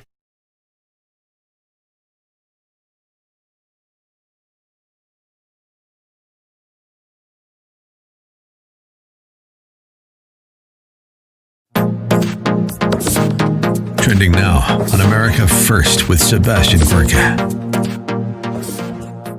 The Vice President of the Heritage Foundation for All Matters Defense and Foreign Affairs. He is Jim Carafano. Follow him at JJ Carafano. But we could just spend the whole time talking about 80s movies like Krull. Yeah, we could. But it's fun, isn't it? That's what we've been doing since you came in.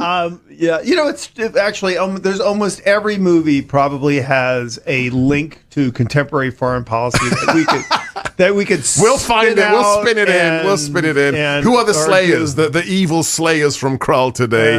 Is that the People's Army of China? Could be the Chinese. So we have a whole slew. We have about 20 movie posters here, and Jim was just looking at them. Oh yeah, no, I mean, I don't know if you've seen this video. I don't think it's actually new.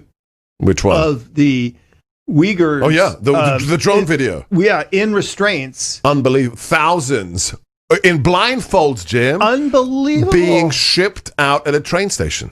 And I think back to the Europeans, the way they went after us when we moved a couple of dozen guys to Guantanamo, who were high security risks. Wow. And restrain them in a manner Good comparison. And restrain them in a manner that is appropriate for a person who's at risk to themselves and at risk to the people guarding them. Right. In contrast with this, which looks like kids heading into the Dachau train station. Yeah.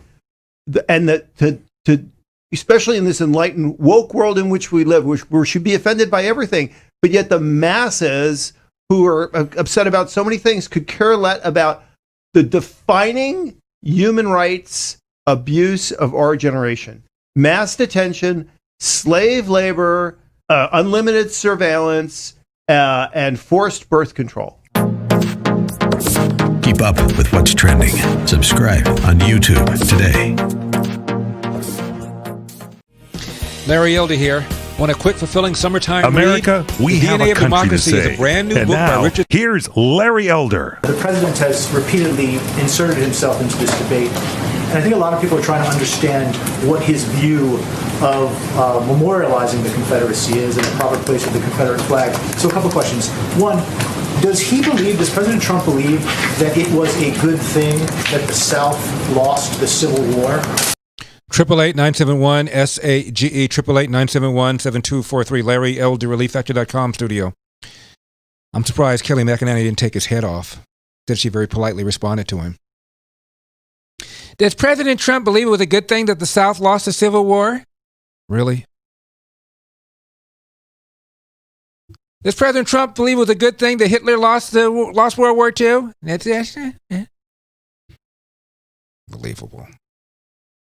The question I left you with yesterday: are you more worried about contracting COVID-19 than you were 2 months ago, or are you less worried about contracting COVID-19 than you were 2 months ago. Mr. McConnell, what percentage said they were more worried about contracting the coronavirus than they were 2 months ago? Mr. McConnell said 29. Mr. Christian? Mr. Christian says 50. You think 50% of people are more worried than they were 2 months ago? Au contraire, mon frere. 11% say they're more worried than they were 2 months ago. 89% say they are less worried than they were 2 months ago. I think it's because people have more knowledge about it. Not that we have a treatment or a cure, but people have more understanding about it. They know what the high-risk groups are, the comorbidities, especially obesity, the social distancing, the wearing of face masks, and avoiding, large crowds and going out and doing things only when necessary. This is what people are doing. And as a result, people are far less fearful than they were before, I think. Here's the one for tonight. The NBA will permit players to make social justice statements on their uniforms. Will this have no effect on how much you watch the NBA this season, or will it make you less likely to watch the NBA this season? You have two options. A, will have no effect on how much NBA I watch this season, or B, will make it less likely that I will watch the NBA this season. In order to participate, you must be a member of the Zip community. Go to your app store and download the Zip app by searching under Zip Poll USA, and be sure and use my code SAGE, S-A-G-E, and I will give you the results tomorrow. Britt Hume, who used to be the Washington, D.C. correspondent for ABC News before he joined Fox, says the White House press corps no longer covers the news. They're there to interrupt or simply contradict. Coronavirus briefings that reporters did not ask the experts on hand questions about the disease, about where and how it was spreading, what could be done about it, what the data were showing, and so on. Some of those experts made pretty detailed presentations, and I could think as I was sitting, watching myself on television, I thought of all kinds of questions I would like to have asked, but bipartisan House votes to remove Confederate statues from Capitol. 72 Republicans voted to do so. All the no votes were Republicans. I'm Larry Elder. That's enough. Put down the mic. I want to thank Larry for the job he's done. All across America, the mic has been dropped. The Larry Elder Show.